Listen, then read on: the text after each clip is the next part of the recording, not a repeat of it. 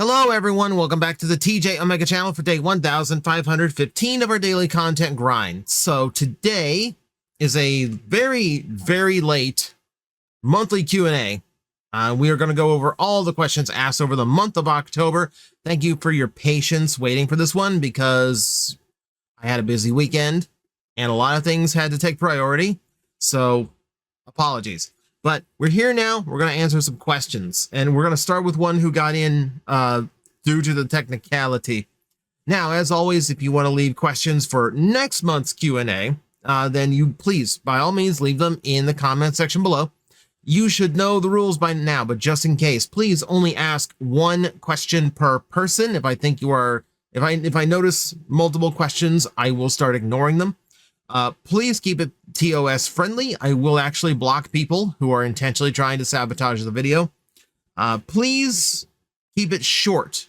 We are looking for very quick, simple answers. Do not ask me to come up with entire rosters. Do not ask me to conceive of entire storylines and TV series right off the top of my head. This needs to be quick because this video will go over 2 hours no matter what I do. It needs to be as quick as possible. And there's a few other little things. There'll be a post in the top of the comment section for you to pay attention to. More or less off-topic things, things that I will not answer. Anything about a realistic gun Megatron, anything Gundam, and I believe we added anything that is, what do you think of my fictional idea? You do not need my validation. Trust me. And with all that said, oh, and yeah, please mark it if you're just going to make a comment on the video, please mark it as a comment so I'm not reading something that isn't a question. That's another thing that's really important. So, all that out of the way, let us begin. Would you like to see an all-time favorite classic Transformer character maintain their alt mode but transform completely different from the original? Absolutely. Absolutely. Transformer characters, especially the veteran ones, they desperately need some kind of shake up to how they work. And yeah, keeping a very familiar alt mode while also changing up how they look could work very well. I've seen random incarnations of like Sideswipe with like the hood forward chest, and it kind of works, you know? So yeah, like switch it up from time to time. Go do it completely in reverse. I don't care. Just give me something fresh. Has there ever been a time when your collection wasn't sparking joy, and what did you do to fix that? There was a period where it was kind of bothering me. I think a lot of what I did was I just started packing things away until I was left with just my favorite stuff. So no extraneous toys or characters that I really wasn't into. That happened with my Kamen Rider belt collection. I had all 20 of the main Rider Heisei belts all on display at one time. It was a beautiful thing. Until you look at the wall and realize there's a lot of riders in here I really don't care that much about. You know, like, why do I have a Hibiki driver? Or like belt. I have not watched Hibiki. Why do I have a Ryuki belt? I don't, or a V buckle. I don't like Ryuki. So yeah, a lot of times it's just trim the fat. Trim the fat until it's just the stuff you love. And, you know, and then make sure that what takes its place is also stuff you love. How do you think we're going to get a new Fortress Maximus and his repaints? I would love for it to be a Titan because I would love to see the repaints happen eventually. There is precedent for repainting a HasLab, but I think that was only on the Ghostbuster side of things. We have not yet to see a Transformer, or I think even a G.I. Joe HasLab mold redone. So I would want it as a Titan, but Titans have changed so much. You know, even before we did Star Optimus Prime, a much smaller Titan, Titans were shrinking even before then. So like if you did a new Fortress Max, it'd have to be 2 feet. It would have to be a completely new mold, and it would have to be like $250 now, and probably even more than that. To the point where it's expensive enough, I'm not sure fans would be willing to pay for it unless it was exactly what we wanted. But I wouldn't want it as a HasLab because that omits the hope of ever getting Brave Maximus or Grand Maximus. So that's where the trick comes in. So yeah, I'd want it as a Titan, but it's tricky to do now. Which should either become canon Megatron and Starscream ship, or the ship between Megatron and Optimus? Neither. Neither. Megatron and Optimus at best viewed each other as brothers in some fictions and were always mortal enemies. There's no way that ship works. And Megatron and Starscream is an abusive relationship. You would not want it canonized, even if that is your ship. No. Both of these are, I'm sorry, ship whatever you want. I don't care. For me, I think both of those ideas are horrible. That's just me, though. Which G1 Marvel comic-only character is more likely to become a Titan toy first? A Spanner, the creator and unwilling body of the first space bridge, or Boltax, the Temple of Knowledge and Guardian of the Underbase? Probably Boltax, because the Underbase itself is possible. Okay, if the comic book stuff, we know from leaked listings that they're going to start toying with comic book stuff. They already have for that series of Pulse exclusives, and they seem to go over pretty well, even though they were pretty obscure characters. So I can fully see them doing something Underbase if the Marvel-based stuff really takes off.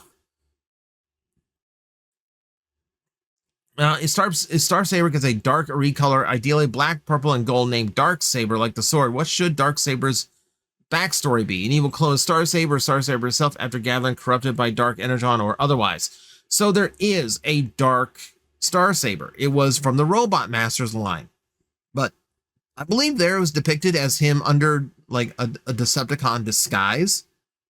So it wasn't really him as a Decepticon, and it wasn't like a Nemesis Star convoy or anything.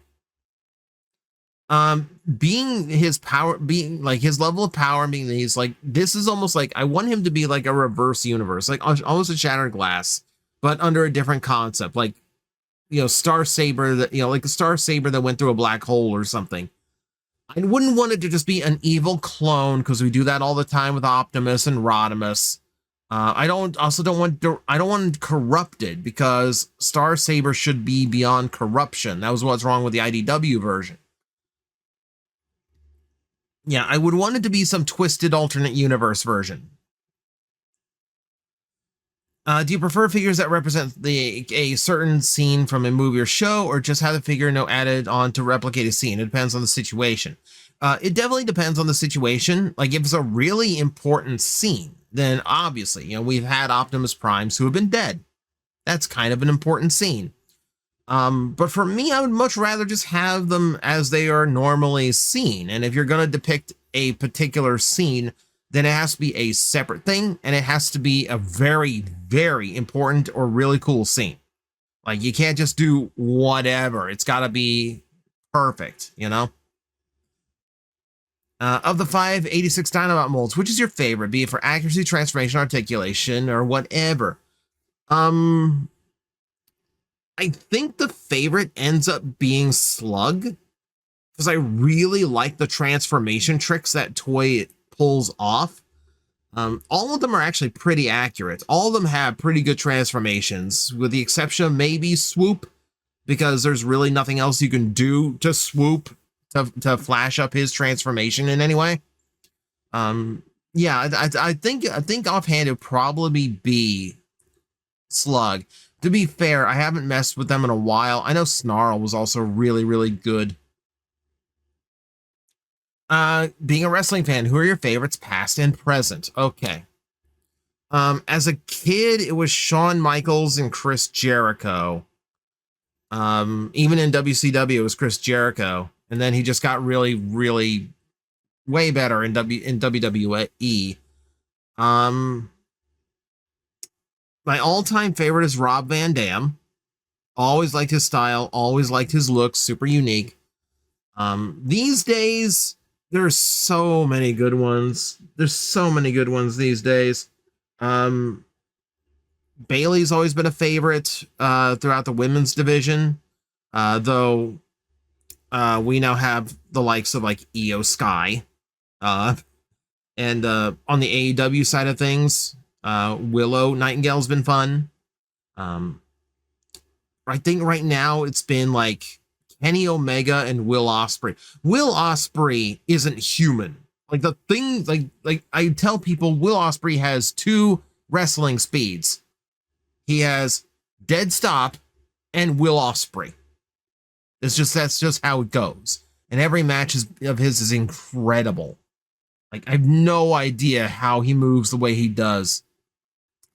Do you think Transformers could introduce slasher villains, something like Freddy Krueger type or Ghostface or Chucky type? So we have had something akin to that. We do have characters like Sunder. Sunder does come across very slasher villain in IDW 1.0. And in Transformers Prime, we had the zombie version of Breakdown, who very much was depicted as a horror villain. Maybe not a slasher. I think slashers are too violent for the Transformer franchise, but horror villains, yeah, we've done that. We've done that a little bit. But if we're gonna make one like really dedicate one, it's Sunder. Do you think the mold chosen for the Transformers Evangelion collab was done for the evasion pun? Not necessarily, because the mold they're using is called Legendary Optimus Prime. It is actually not Evasion Mode Optimus Prime, technically. It's the same design, but it's not the right mold. I think they did it just because it's a good size mold. It was an appropriate one to retool because the way that transformation works, it really redoes the chest a lot. Also, it's a mold that has the shoulder pylon things, like the sticky uppy bits on the shoulders, which kind of gets the silhouette of an Evangelion across. I think that's why it was chosen. Can we expect any more Legacy United G1 mold repaints? So it's an Optimus Prime. I would not be surprised at all if a Nemesis came out eventually. That's an obvious one. That's an easy one. The only reason we haven't got it so far is because I think they prioritized getting the animated Nemesis one out. As far as other possible repaints, I think the only really well-known one beyond that would probably be Shattered Glass, but that mold really wouldn't suit that, I don't think. I think Nemesis probably your only bet after that one, and then probably call it a day for that mold. What rarely used piece of Transformers history or lore is your favorite?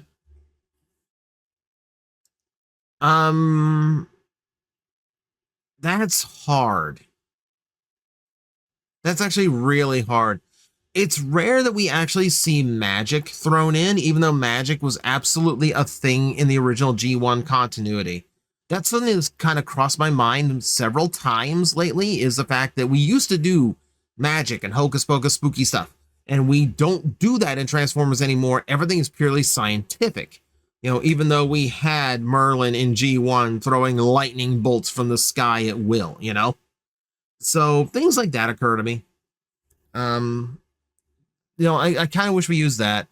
Beyond that, it's things like, I wish we'd use Rapido because of his backstory of, like, he technically has a higher rank in G2 than Optimus Prime somehow. And that's always a fun little trick to pull. If Gears was the Autobot leader in the 86 movie, would Megatron told him it's over, Gears? Trying to get a pun in. I see what you're doing there. Probably. He wouldn't. Or Gyaramus Prime, whatever it would have been at the time. Who has better written, add more fleshed out female character? RC or Override? Override, unfortunately, really isn't that fleshed out, since she only has the one appearance, the one series that she's really been in. And much as I love Cybertron as a toy line, the series has issues. I do think she gets lost in the shuffle, because that is a cartoon that tried to incorporate almost the entire toy line into the animation. Meaning, like, once Speedia's arc was over, or, you know, Velocitron, whichever one you watched. I watched Galaxy Force. It was Speedia. But once that arc was over, joined in with the Autobot ranks, palled around with Hotshot a little bit, but really didn't flourish or really do too much after that. So yeah, not really all that fleshed out. I think G1 RC especially if you follow later fictions and even into the Headmaster stuff, I think definitely has a few more layers going on to her. I think she's a little bit more fleshed out. Do you know what Transformers is? Irony and Heidi. I'm genuinely not sure what you are asking. I apologize. Do you know what Transformer is? Irony and Heidi. Unfortunately, I have no idea what you're talking about. Do you still have those old TJ Talks videos saved? If so, could they be re-uploaded? So I do still have them. They are re-uploaded. They are exclusive to the $10 tier of my Patreon. Admittedly, I need to add a lot more $10 tier videos to my Patreon.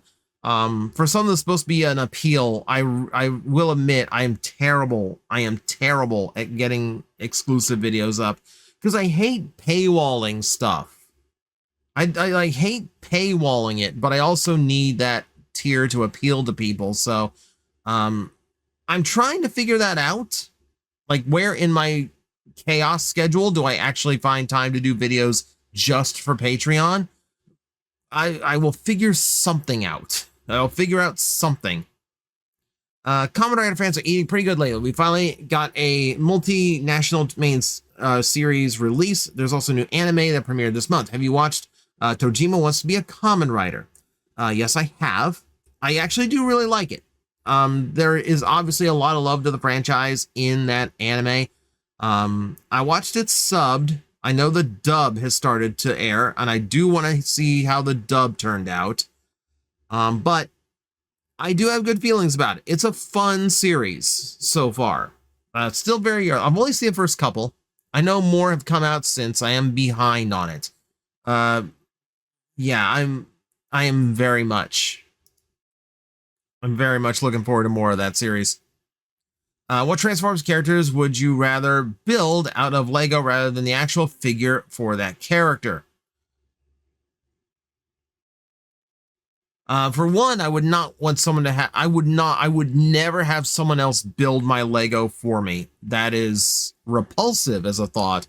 I understand there are some people who would rather just have the finished model, but not me. The build experience is like the reason I justify the expense of Lego and how expensive Lego is because the assembly is supposed to be enjoyable, and it is.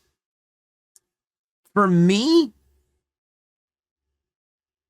I mean, the genuine answer here is I wouldn't.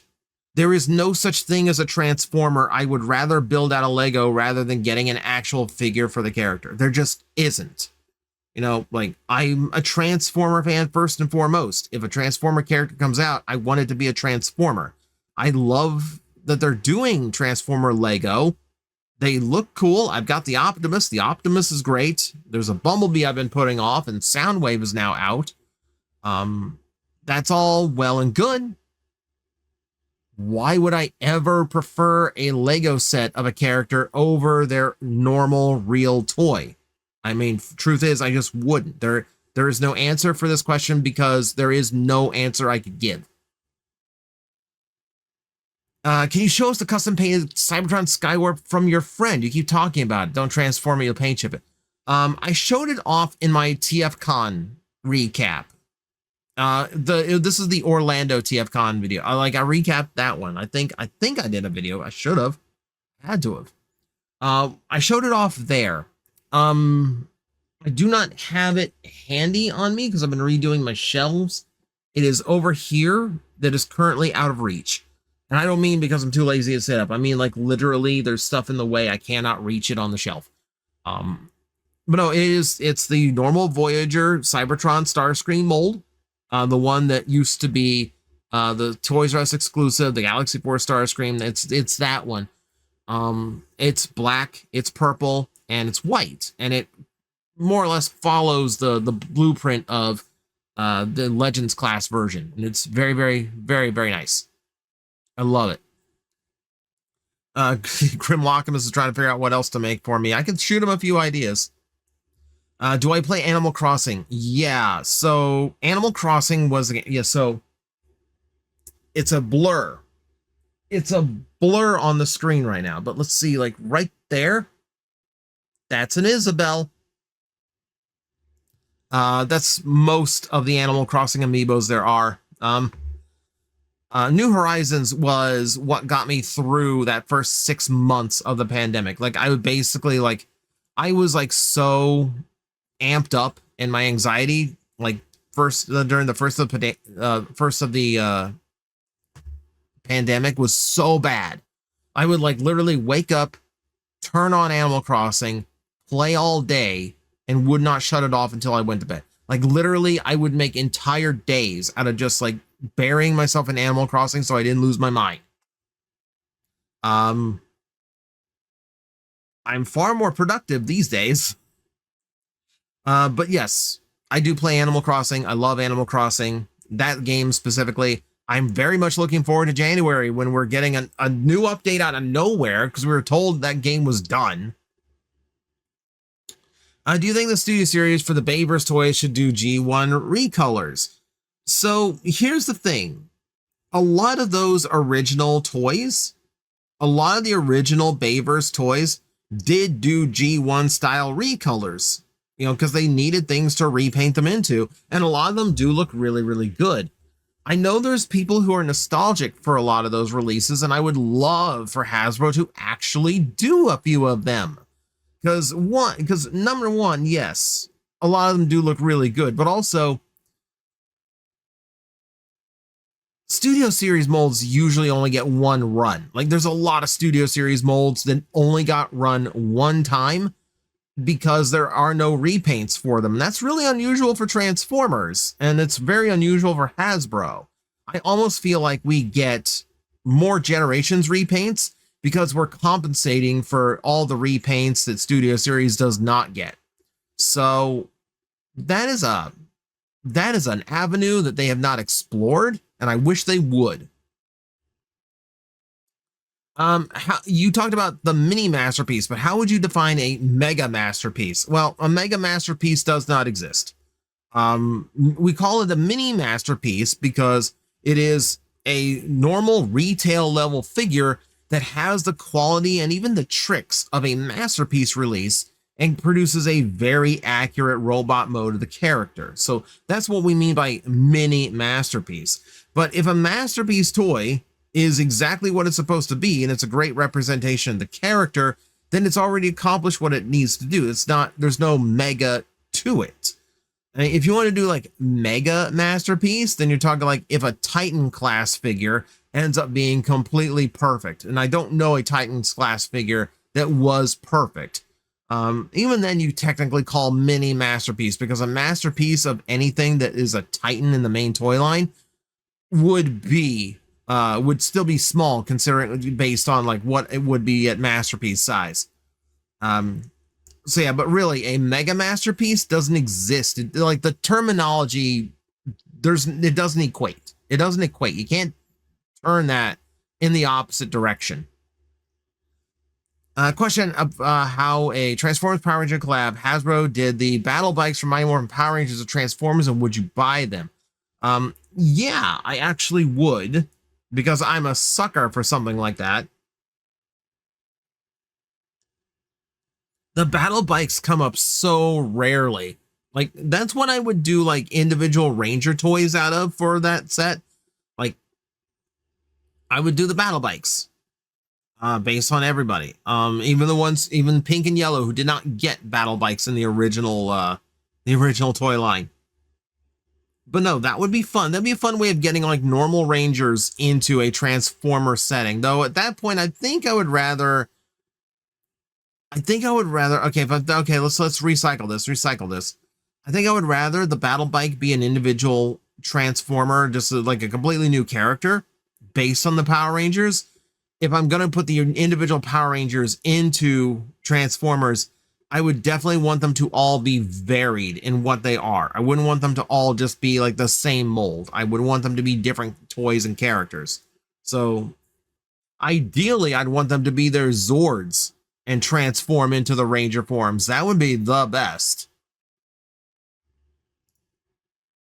Why hasn't there been a character made for the red Bumblebee toy? Yellow Cliffjumper became Hubcap and even got a new head in Gen Selects. Situation how we got Tiger Track and Spin Out. So, no, you actually have this wrong. Yellow Cliffjumper is different than Hubcap. Hubcap, okay, okay. You got it wrong. So let's rewind this. Hubcap is a season 3 minibot. It's a 1986 minibot right alongside the likes of Pipes and Tailgates and like Swerve. He's in that range. Yes, he is a Cliffjumper retool with a new head. But the red Bumblebee is just a red repaint of Bumblebee. And just as yellow Cliffjumper is actually literally just a yellow Cliffjumper with the normal Cliffjumper head. Like the new head in Gen Selects is not a new head. It's based on Hubcap's original head. So you're talking about two different toys. When you talk yellow Cliffjumper and Hubcap, you are talking two different toys. Very similar, admittedly. The red Bumblebee toy is something we still think that's a production accident from G1. I don't know why. It wouldn't be a bad idea to make it some kind of like weird, like failed Bumblebee clone or some character that's similar like a Seeker is also based on the Bumblebee body, but for whatever reason is just, either just has the misfortune of being like the Bumblebee look-alike, which we did kind of get that for Cliffjumper in IDW 2.0, which is kind of fun. But yeah, there's places you could go there, but you're a little bit off base, that's all. What's something that has made you say, if I had a nickel for every time that happens, I'd have 2 nickels, which isn't a lot, but weird it happened twice. Okay, is there a point in my life where I have actually made the Phineas and Ferb meme? The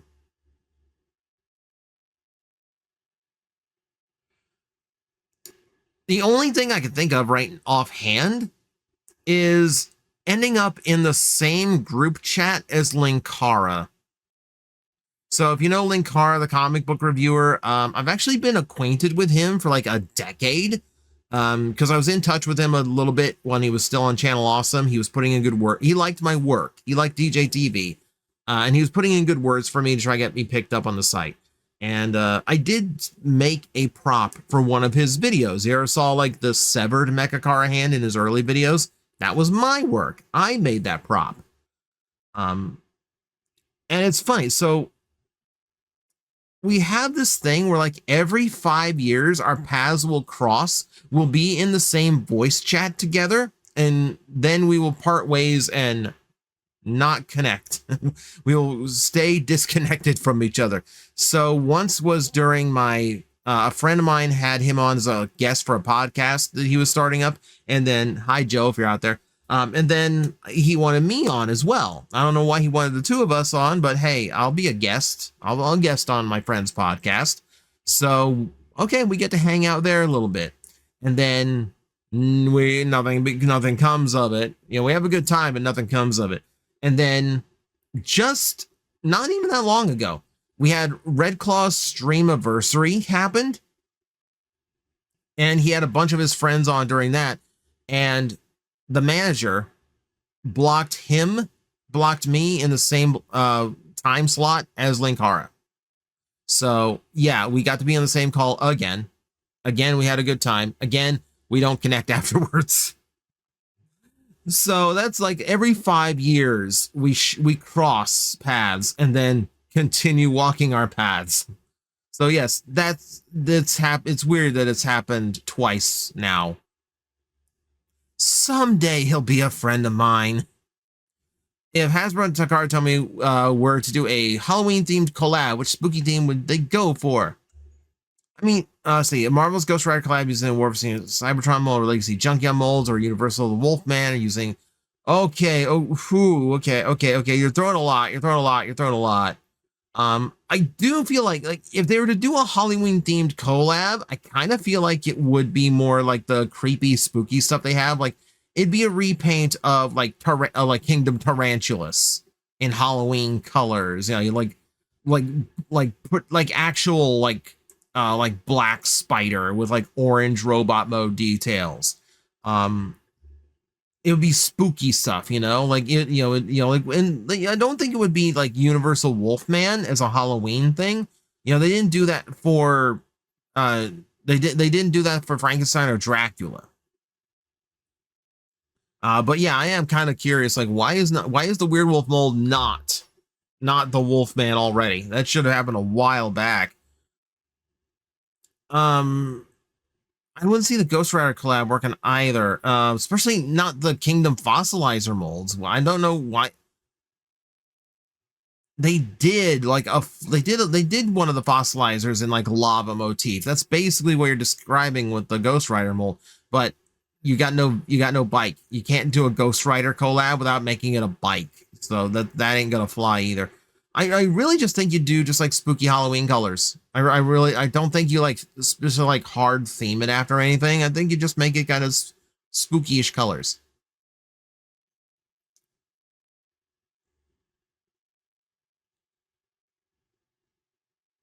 I'm getting so many names that sound similar to each other. Just a lot of people who just like went with the default thing that YouTube assigned them and did not pick a screen name. So a lot of them are feeling very much the same, or like they are just generated in order to get more questions in. So like now I feel like I'm double checking a few things. Are you planning to get every single Transformers HasLab, or has it just been a coincidence that all the HasLabs have been characters you want? So there's of course no plan to get every single one. I didn't get the Unicron. I wanted to back the Unicron, but $575 at that time was just not happening. I kept trying to thinking like I'll put on a sale, but there's also that part of my brain that just went, I can't justify doing just that. The reason I have HasLab Unicron is because of an incredibly generous friend of mine that was super nice about getting it for me. Craziest thing anyone's ever done for me. Good luck topping it. Nobody try to top it, by the way. Please don't anyone try to top it, by the way. But for the ones that I have backed, yeah, they just happen to be ones that I want. It helps that 3 of them were Transformers Victory. You know, you're talking about one of my favorite runs of G1. Of course I'm going to back all the Victory ones. Why did Toei start with a global broadcast of Kamen Rider Zets and not Aeta?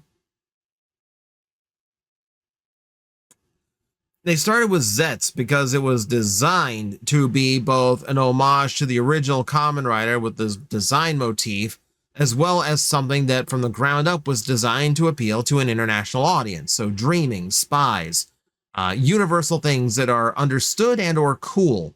So, and then you know the Z's pun they're going for with Zet's name. Okay, let's not be cute here. That's not a real question. You know, you guys only get to do this once a month, and this takes me 2.5 hours to do. I might have to just like ban dad jokes and bad puns, because that's not a question. That's literally just trying to be funny here. That's my job, is to try to be funny. Watch as I fail. Would the Transformers 86 movie gone down better for fans if Ultra Magnus was an upgrade of Optimus Prime? It probably would have gone better for the toys. The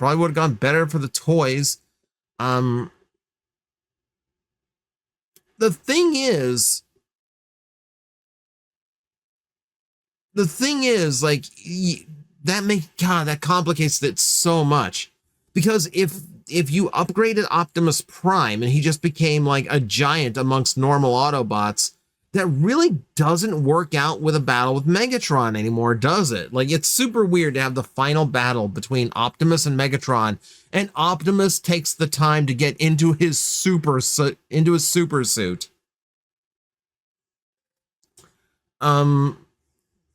I don't think that would have gone down better. I think that complicates a lot, actually. That complicates a lot of that movie now you put that out there. I mean, it's definitely would have been a possibility because, it was an upgrade of Convoy in Japan. They were the same character. So, I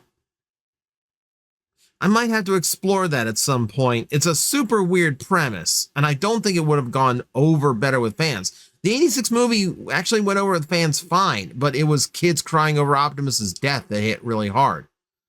So, yeah. That might have actually avoided that. I don't know. Hard one to think about. Any toy concepts, philosophies you missed that you want to experience again, either for you or future generations? Toy concepts or philosophies that I missed?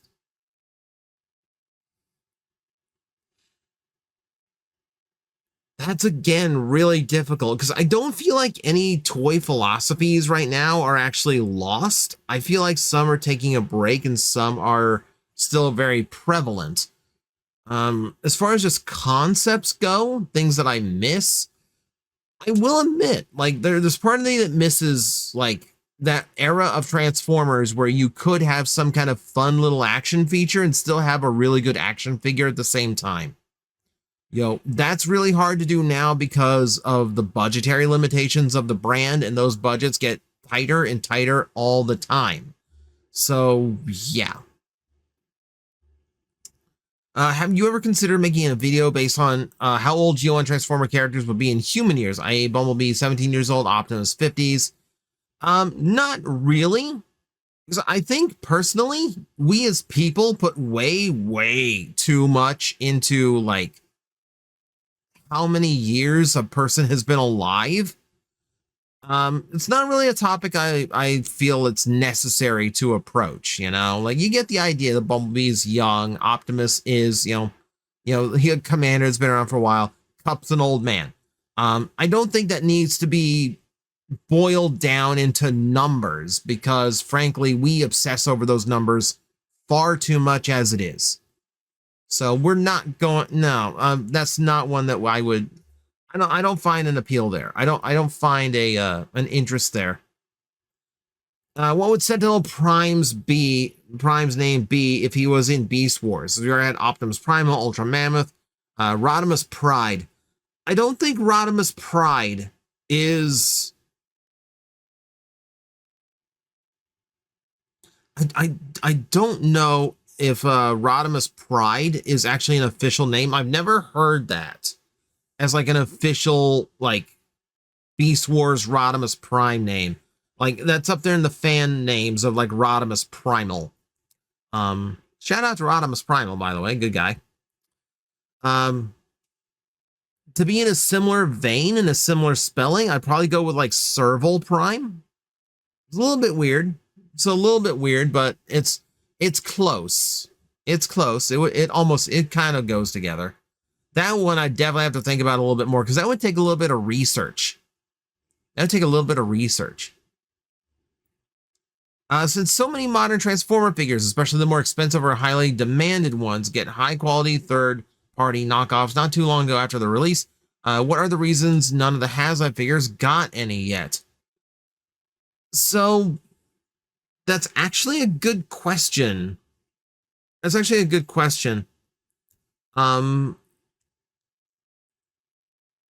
Yeah, that's actually really good. I'm not actually sure. I do know there is a lot of like reissuing that are literally just like, there's a lot of knockoff stuff that goes on these days. It's literally just like there's not factories that have recreated old Transformer molds, but like literally like just taken the tooling from Hasbro or like paid the factory. Because the factory they're using these days doesn't seem like the best run place given the QC issues. It wouldn't surprise me if like a knockoff company is paying them to run these toys too. I feel like if there's a reason why the HasLab figures have not gotten any knockoffs, it's just due to the sheer complexity of the toys, the ridiculous amount of parts it takes to make those toys and the assembly on them. Yeah, like it probably would just run too expensive for them to even do. Knockoffs tend to be the simpler toys. Like there's Masterpiece knockoffs, yeah, but they don't have like the combining elements that a lot of the HasLabs do. In fact, most of the HasLab Transformers have combining elements to them. That increases the part count and the assembly dramatically. So yeah, it's a lot more pitfalls. It's a lot more pitfalls to do them. I feel like that's where the line gets drawn. Since some of your overseas fans recently revealed themselves, hi TJ, you got some fans in Poland. It's nice to know. My family comes from Poland, so yeah, nice to connect a little bit. What would be the colors and personality of Shattered Glass Nemesis Prime? Ain't that the question? Ain't that the question? So, I feel like, jeez. Shattered Glass Nemesis Prime is such a weird idea. It's so weird. Like, it's a double negative. It's a double negative is what it is. We kind of did that in the original Shattered Glass fiction, but it was Nova Prime. And that was basically like Galvatron or Optimus Prime getting reformatted by a heroic Unicron.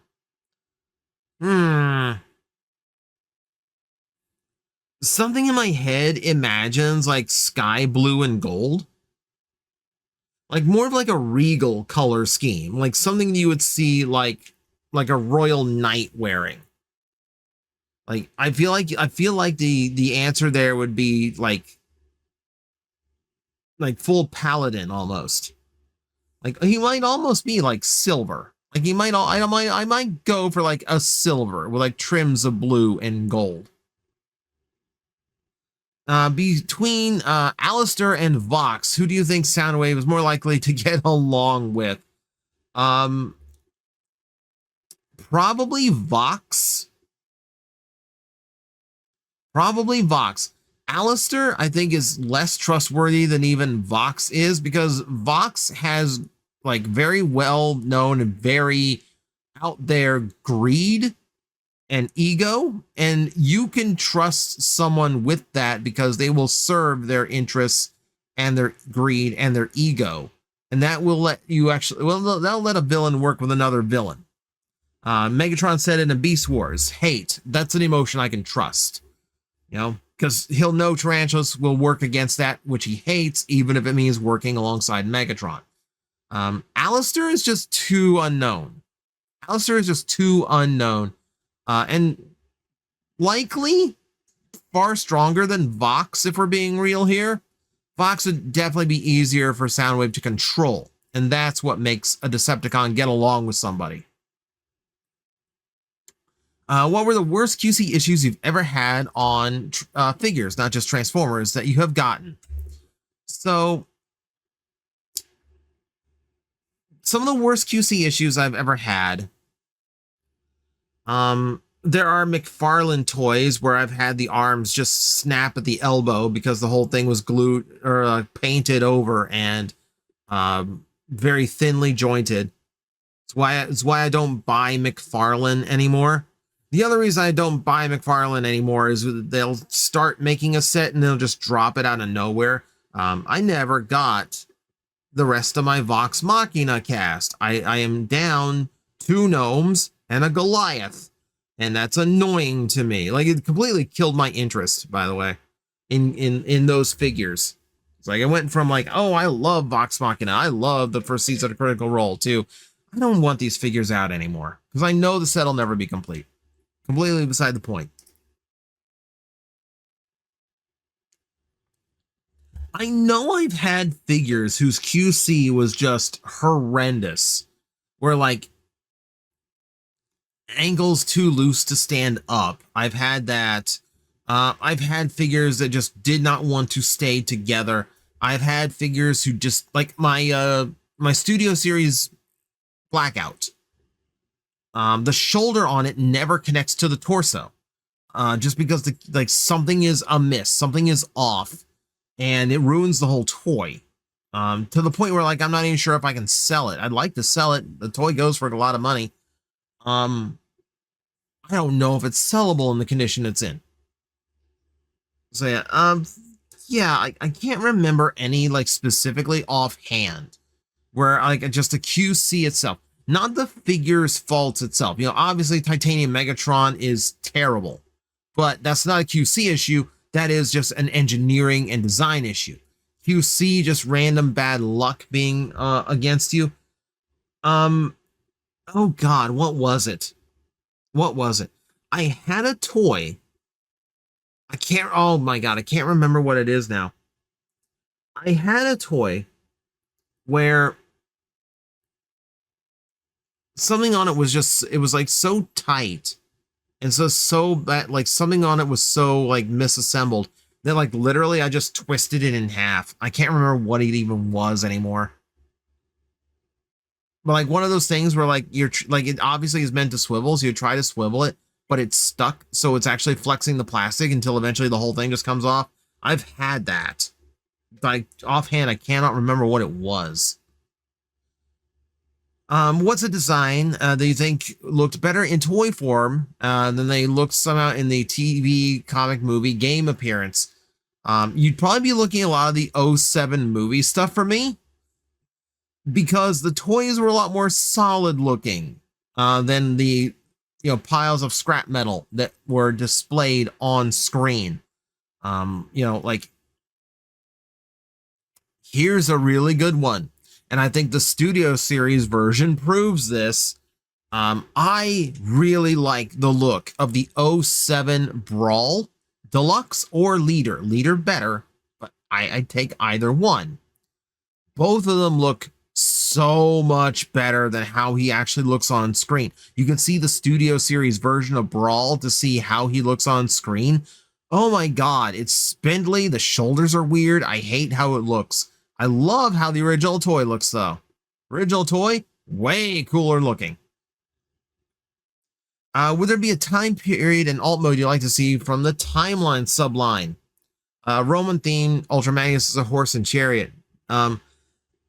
I do like my old Greek mythology stuff.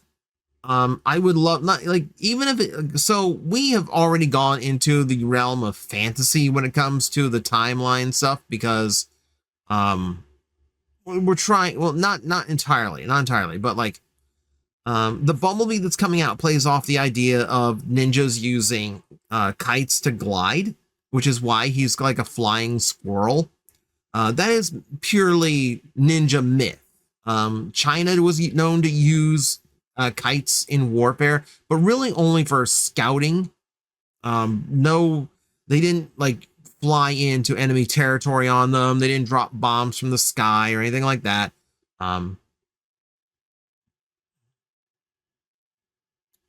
But yeah, I would love to see Greek. I would like, Roman theme is good. I would like Greek mythology, please. Like Greek era. Who is the best Kaiser? Lio Kaiser, Kitsune Kaiser, or King X Kaiser? Much as I like Lio Kaiser, Kizuna Kaiser is kind of incredible. Unfortunately, I haven't seen any Brave outside of Gao Gaigar, so I can't answer King X Kaiser here. Should the modern generation style Target Master partners have all the points of articulation of a modern figure? Are you okay with the current ones that are pretty much static? I'm okay with them being static because honestly, I never really viewed the Target Masters as anything but accessory pieces. I really don't need them to pose because I have no interest in them standing on their own as characters. I have no attachment to, like what Misfire, for instance. I have no attachment to like Caliburn. I'm none whatsoever. Like even in Rebirth, geez, the Target Masters are so throwaway. Character-wise, they are so throwaway. To readjust Erickson. And my legs are getting worn out. Sitting one way. All right. I am a chair gremlin, as my girlfriend will tell you. Hate sitting in one spot for too long. But no, I'm fine with them just being accessories to transform. I don't really need them to have articulation. In the Godmaster show, the lore is that the 8 main transections were all, okay, so we're all part of the same being. Would a combiner work that reputation of the dude, or should it be a Star Convoy-sized transformer? I don't think, okay, so getting pretenders to actually work, not only as a concept in modern Transformer toys, but even for something generation or like toy fans would even want, is already difficult enough without trying to make them a combiner as well. You know, we've seen like a lot of their attempts to do modern pretender stuff.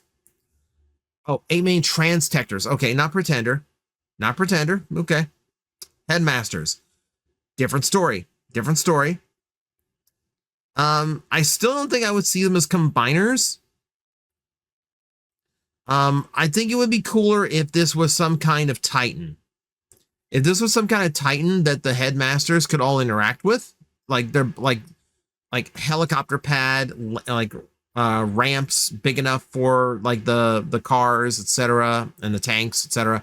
If it was something akin to that, and that the headmasters all had like a place to go, like if you had like the chest that opens and all the headmasters could plug in, and like if you had the full run of 8, like something else activated or something, that would be fun. That would be fun. I genuinely have no idea who the original being was, though. Also, I'm thinking you mean Headmasters, not Godmaster. Overlord's the Godmaster here. Have you noticed that the Japanese villains are the politest of all? They always allow the heroes to transform and present themselves before attacking.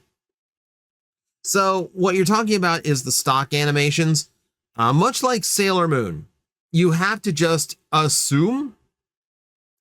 You just have to assume that what you are seeing is just flourish for the sake of audience, and that they are not actually doing these big, slow, fancy transformations in front of the villains. It ain't actually happening. It's just for the audience, just to look cool in the cartoon. Yeah, otherwise, like someone shoots Sailor Moon while she's spinning like a top for a transformation, please. Let's see. I'm not gonna butcher your language by trying to pronounce this. Thank you for reading my prior question, which made me get a confirmation on a hunch. So now that we're gonna officially add that to the lore, which turn led me to check for the actual vlog or account of my historian brain. Oh my god, there's so much here. Also, don't worry about not getting my name right. At least you tried, especially when you're at the point of moving ahead through sheer force of will.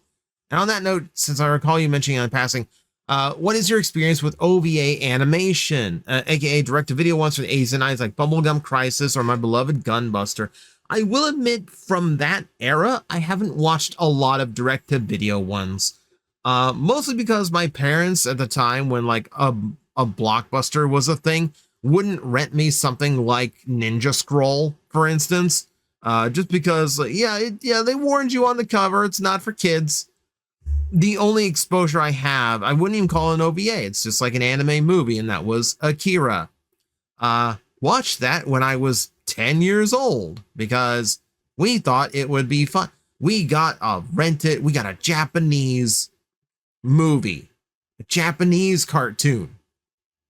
And like, oh, we were so excited. We got together at my friend's house. We did an overnight stay for it, and like, and we just watched it together. And like, for most of it, it's the coolest thing ever. For most of that movie, it's the coolest thing a little kid ever saw. Like, to go from like Ninja Turtles to Akira, like, incredible. And like in the first 10 minutes, there's naked boobs. Like, oh my god, like as a kid, you freak out.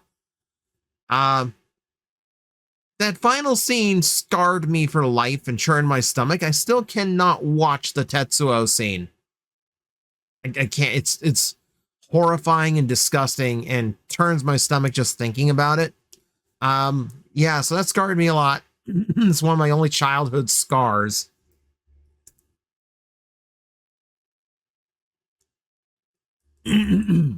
I think the only 90s OVA series beyond that are ones that I had easier access to, like the Slayers OVAs I've seen, and the Tenchi Muyo OVA series I've seen, but that was on Toonami. That was easy to see. Yeah, but unfortunately, I probably watched a little bit because there was not just Toonami. There was also like Sci-Fi. It would also air anime. I do remember like a little bit of Bubblegum Crisis, but I never saw the whole thing. It's a fleeting memory. And Project A-ko. I saw a little bit of Project A-ko as well.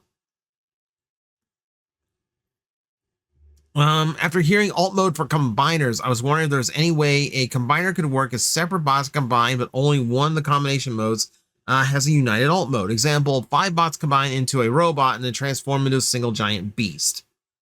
You could work that. You could work that. Like literally, I think I said it last month when we talked about this. Literally, a beast is about the only thing you could make out of a combiner because it's kind of simple. You know, it's just putting the arms and legs down like it's an animal now. If there's any way a combiner could work as separate bots that combine, but only the combined mode has united alt mode. Like I said, like literally the only thing you'd be talking about would be just like literally the only thing you could do is make it a beast. You couldn't make a vehicle out of it, unfortunately. Like, it's cool to think about, but I don't think it would really work. What generation are we up to? That's really hard. I would count Beast Wars as a 3rd generation because it is such a huge departure from everything else. Generation 4 would start with car robots. Like for me, Generation 5 would start with the Unicron trilogy. And after that, it gets really hazy because we have multiple fictions going on at once. It's not like My Little Pony where it's like we're dealing with one generation at a time. Transformers at the moment is dealing with like 3 or 4 generations at the same time. I don't think we can equate it to generations the way we can in My Little Pony, unfortunately. Though it'd be funny if we could. Picture this. There's a post-war monster truck rally wrestling show hosted by the Motormaster and Grimlock. It stars Brawn, Longhaul, Onslaught, Strika, Cybertron Dirt Boss, Transformer Prime Breakdown, or Sparkulita 1, and Reluctant Bulkhead, among others. Who are you cheering on? Out of that, I do kind of like the underdogs. Like, I have a soft spot for Cybertron Dirt Boss. Really, it really does just kind of depend on who's putting on the best character here. Like, I really don't need them. I don't need them to be like, I mentioned Will Ospreay earlier, who's one of the best wrestlers in the world. I don't necessarily need them to be the best wrestler. I just need them to be like a really fun character to watch in the ring or in the track in this case. I think it would be Dirt Boss though. Though he'd probably be like he'd be a heel or a tweener, I think.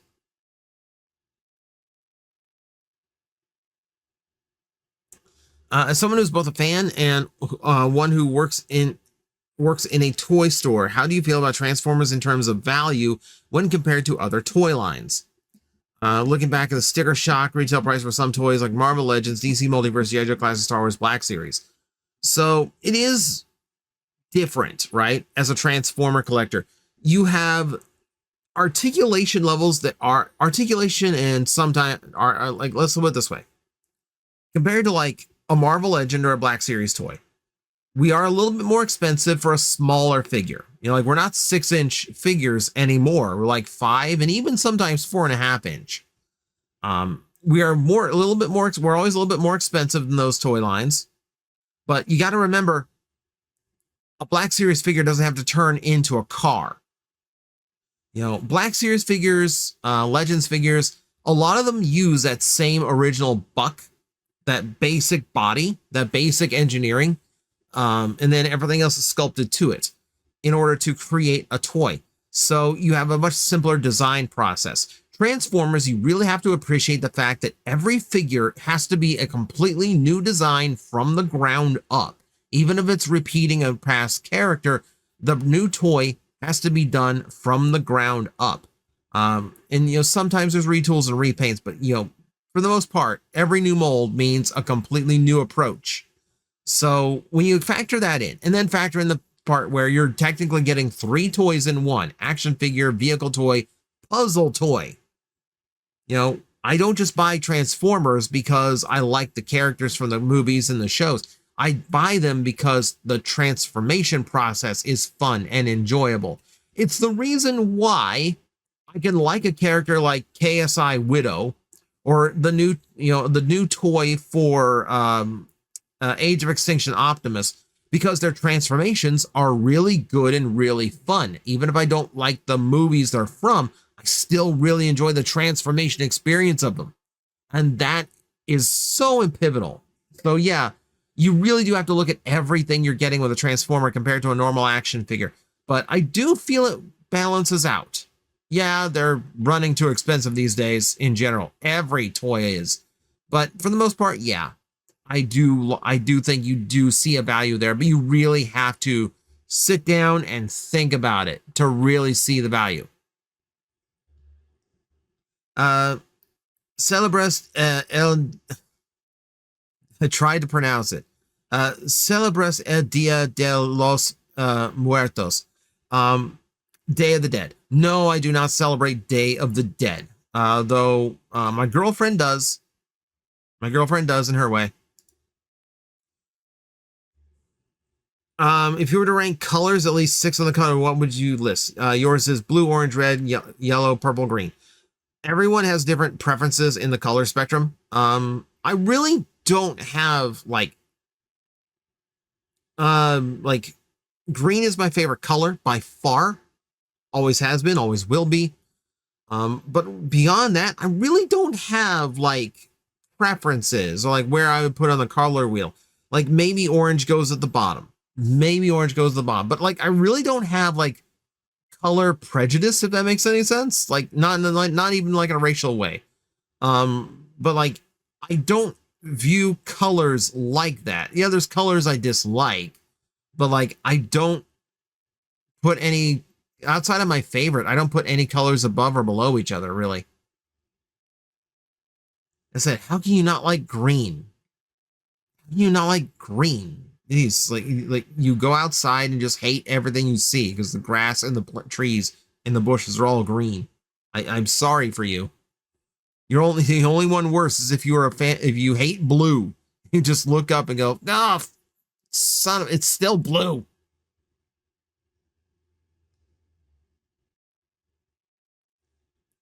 Also, I'm just going to go ahead and say this is a really wrong approach to know that something is someone else's favorite and then literally call it the worst. They don't mean anything bad by this, but it comes off very bad. So don't phrase things like this. Don't phrase things in the negative like this, like overly negative like this, just because you can. Like, be respectful to the fact that like other people like stuff. Do you like Thomas the Tank Engine? No, Thomas the Tank Engine sucks. Kidding. Okay. I did that as a joke. It's just perfectly set up. I think when Thomas, I was never into Thomas the Tank Engine. Though it is fun to go back and listen to George Carlin, one of the most profane comedians of his time, and literally the reason why the FCC exists. It's funny to go back and watch his segments from the American version, but that's it. Do you think kids today are going to look back at the kid-aimed Transformers that are out now and as fondly as how we look back kid-aimed stuff we had? Absolutely. Absolutely they are. Like, yeah, we as collectors tend to look down on things like what's around me right now. Okay, right here. The Cyber Combiner from Earthspark. Now, I really like these. You know, these go back to Energon with what they do, and they're actually really good at it, you know, and they're fun. But yeah, like I've seen kids playing with just very simple action figures like they're the best thing in the world. I have seen kids obsess over one-step change Transformers, things that collectors look down on. I mean, it's not about how good they are. It's about the bond that they create from childhood with their favorite toy. So yes, they're absolutely going to. It's one reason why I think it's important that characters from Rescue Bots are getting Generations toys, because the fans and the kids who grew up with that deserve to have really high quality versions of the ones they grew up with, the same way we G1, Beast Wars, animated fans, whatever you are, the same way we get them. They deserve to have that too. Let's see. Congrats on 1,500 videos. Can't wait to see 1,500 more. I might lose my mind. I already have people asking how I'm still alive. I might lose my mind if I do another 1,500. Okay. Okay, that's a lot of comments. How funny is it that old Transformer instructions used to say excessive force is not necessary, but it takes the strength of Brawn to flip Studio Series Optimus head into truck mode, or split Slingshot and Firefly in half for the Age of the Prime Superion arms. So that is definitely a mileage may vary thing. If you need like brute strength to split Slingshot and Firefly for the Superion arms, that is likely because the engineering is a little bit off. They are very hard for me to separate as well. They got it right with the Stunticons. I'm not sure why the aerial bots don't get it right, but that is not a matter of like these parts were designed to require a lot of force. That is just an issue of these tabs are a little bit too big. We made the tabs a little bit too big. Whoopsie. What, you know, like, let's see, what would you do? What would do with the D1 Terracon's personality and story wise? So this kind of goes into like, do not ask me to create an entire roster of characters. Do not ask me to come up with an entire storyline. I think they're fine as is, you know, like I feel like they make a good counterpoint to the Predacons, who are far more calculating and tactical because they are predatory animals. They stalk, they hunt. Whereas the Terracons are mindless, savage, because they are trying to be a counterpoint to Computron and the Technobots that are intelligent and high tech rather than, you know, primitive. Storyline wise, I genuinely don't know. That I am not going to sit here and come up with. That, again, like, do not ask me to come up with stories. That is a very big one because it would take me way too long to think up. You'd just be sitting here watching me just like,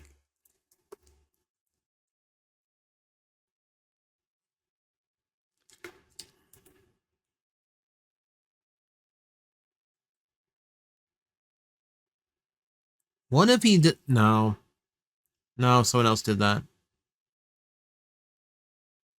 for like 20 minutes. I don't want to put anyone through that.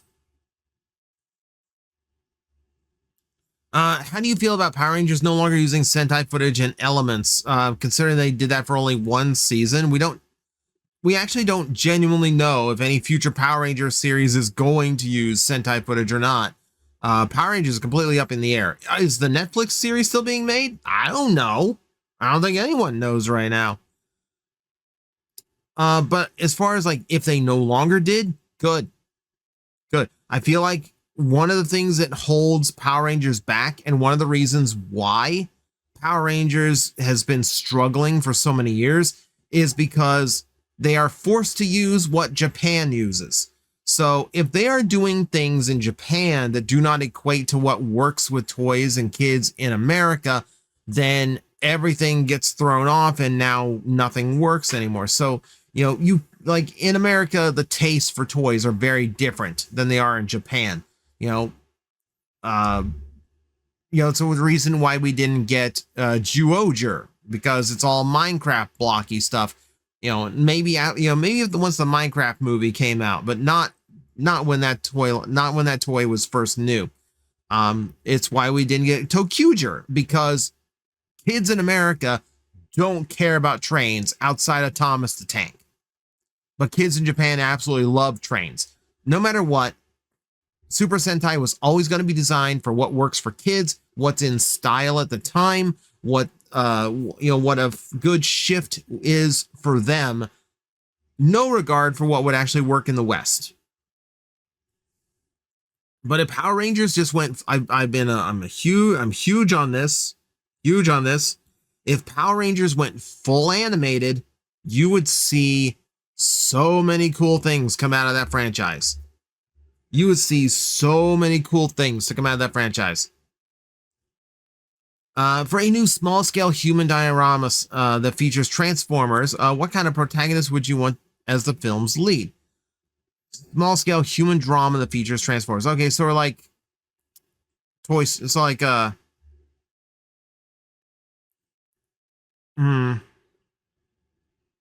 don't understand this. I don't understand this.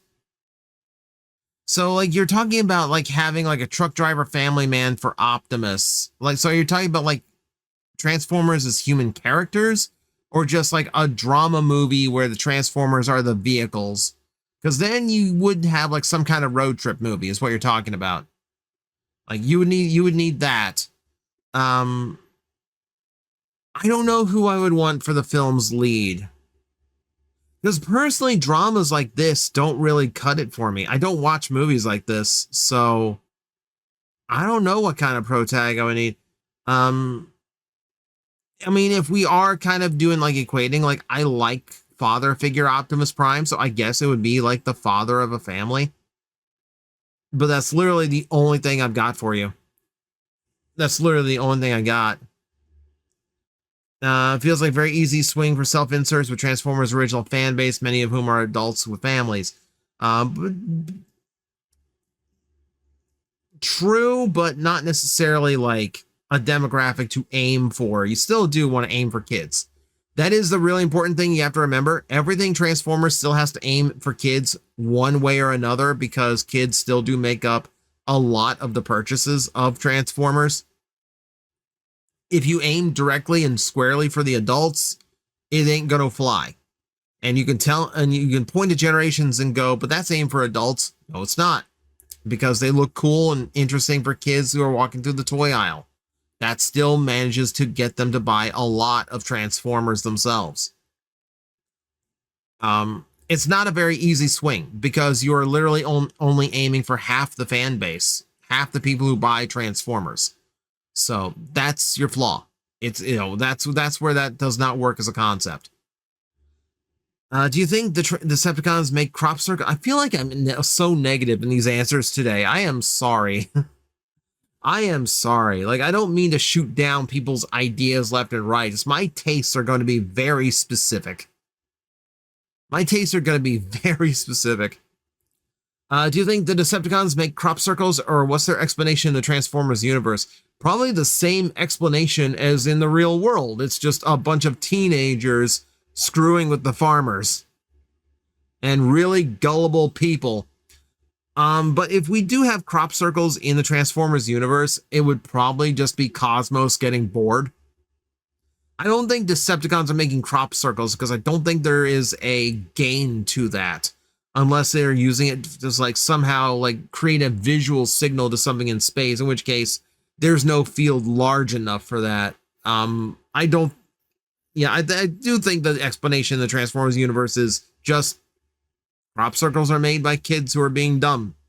Or, maybe just some random bored Transformer. We already talked about TJOmega wants to be a Kamen Rider. I do like the series so far. Knowing everything you do right up to this moment, what would be the one piece of advice you'd give to your younger self? How real do we want to get here? How real do we want to get here?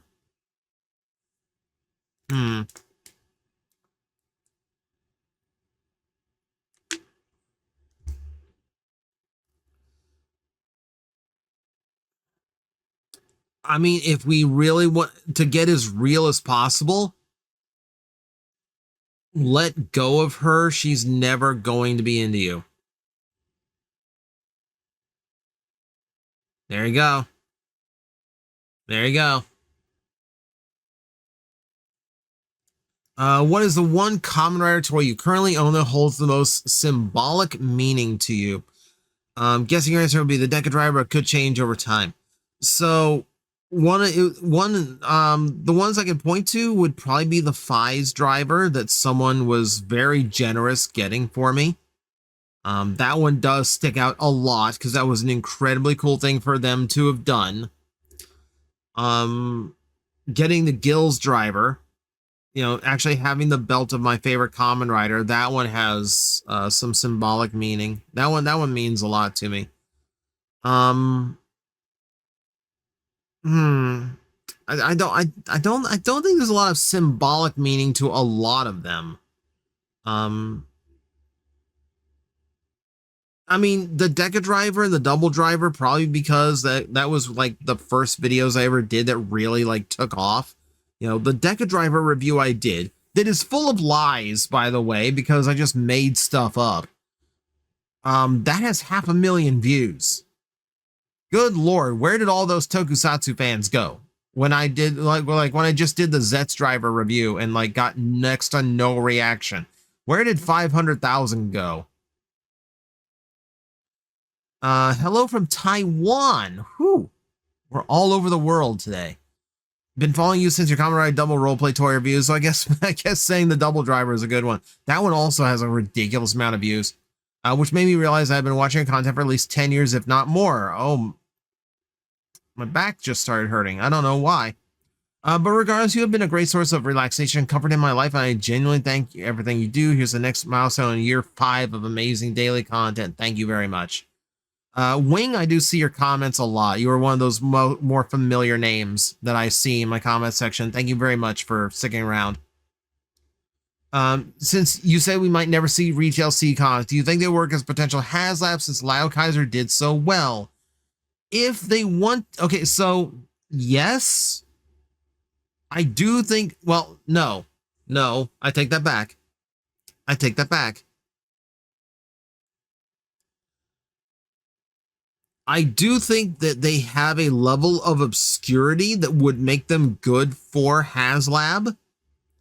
My brain immediately went, if they could do them in the current combiner style, but the way that toy works, you would have to I don't know if you could, because the C-Cons literally like require you to have the scramble combining, especially because they all have a target master mode as well. Yeah, I don't know if that would work there. I don't know if it would work there. I wouldn't want it as a HasLab because I would definitely want a God Neptune out of it at some point. I would have to have a God Neptune out of that toy at some point, so I don't want it locked to a HasLab. See, just a nice simple one. Who's your all-time favorite Kamen Rider character? Yeah, there we go. It's Gills. It's Gills. Because okay, to spoil a very old Kamen Rider series here, the whole aspect, the whole design behind Gills as a character is things always beat him down, but he gets back up. He gets over it. He recovers. And he comes back stronger than he did before. There are multiple times in the series where he is nearly killed. There are times where he has lost really important people to him, and he just keeps going. The man cannot keep a girlfriend alive. I will say that. But he just overcomes it and keeps coming back, keeps getting stronger. It's the most determination I've ever seen out of a Kamen Rider character, and it's the reason why I latch onto him so much. There's a level of inspiration to draw from that character. You do mention Banjo from Build. He's really good too. He's really good too. Hikawa's really good as G3 as well. because that's again a character that's based around determination, just like really like human spirit that can overcome like the shortcomings he has compared to Gills and Agito. This could probably be a video in its own, but how would you write the 86 Transformers movie was set in the Shattered Glass universe? That would definitely be a video of its own. You are asking me to create an entire story. We've had this discussion. Please do not ask me to do that. But we technically have already done that. The Shattered Glass universe did explore that story and how it would be different. So really, we're not too far off already. What do you think of making Blaster a tour bus with a large chunk detaching to become a stage for Rosanna and having Eject and Rewind become speakers? So I think I've discussed this before, where like, yeah, like Soundwave gets like SUVs as modern alt modes. Blaster as some kind of like tour bus would work for me. And to actually, yeah, like to have a chunk come off to become like either a battle platform or a stage for like a show, like a music performance, that works perfectly for me. I think I've expressed a similar idea to that extent at some point, but I do agree with that one. From a production standpoint, how difficult is it to upscale a Transformer toy into a new size class? Does that require an entirely different mold, or as it be down by modifying the original mold? Anytime you change the size, like the steel mold itself, you cannot change. So we talk about retools as if like the tool itself is the mold. But really when a toy is retooled, it's extremely rare when they go back and physically modify the original steel tooling. To upscale a toy, it needs a completely new mold. To downscale a toy, it needs a completely new mold. It's literally impossible to just make a mold larger because it's solid steel. Yeah, and there's no modification you can do to the original mold. It's going to make the toy larger in any way. So yeah, even when we talk about retooling, what we're talking about is just swapping parts. Generally, a retooled Transformer has a brand new mold made specifically with new parts on it. And today, they're actually smart enough to make a lot of that stuff in advance and bake it into the existing mold. So that's what we mean by retooling. You can't change the size. You can only change some details. Do you think Armada Prime will work as the basis for a Thunderclash retool or repaint?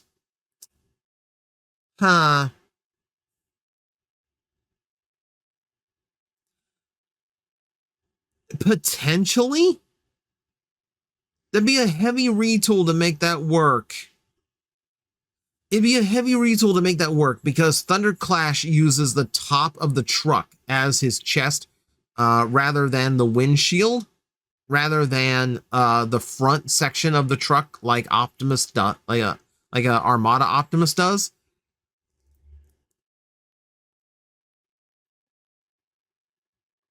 I mean, you might be able to make something work, especially with the trailer and its different alt mode compared to the original. But really, I do think you would need a brand new mold for Thunderclash. I don't think the character is obscure, which is a good call for a retool. But you definitely need something brand new in order to really convey him properly. What are your thoughts on Glaceon, my favorite Pokemon? I do like Glaceon. I feel like it gets undercut by Sylveon because for a while Glaceon was the really pretty / cute one. And I know a lot of the evolutions are cute, but I mean like specifically designed to be like air quote pretty.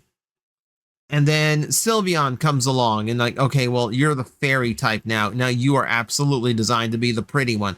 So I feel like Glaceon got buried unfairly a little bit. I do like Glaceon, not my favorite evolution, but not bad. Not bad at all.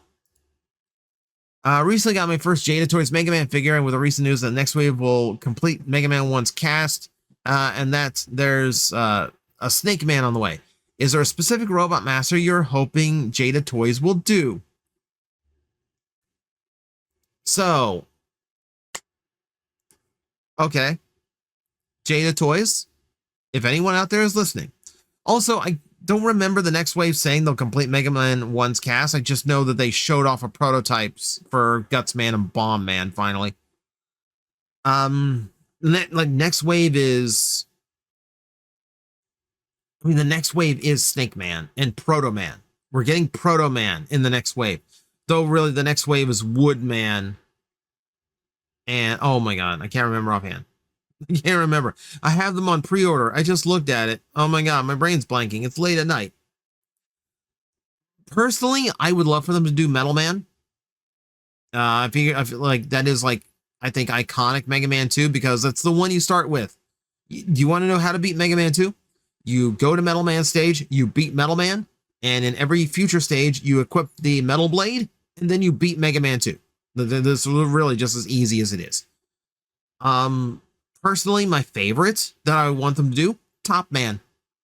And since they're already doing Snake Man, they're already, encroaching on Mega Man 3. That is not out of the ballpark. I feel like that is absolutely doable here in the next couple waves. What modern audio equipment or relative device or vehicle do you think might make a good alt mode for Blaster? We did talk about this just now. Like, I do agree with the idea of making him like some kind of musician's tour bus. You can make the tour bus decoed like a big, like a boombox. So, like, it would still have like the visual connection. I'm going to stick to that. I think that's a really good one for Blaster.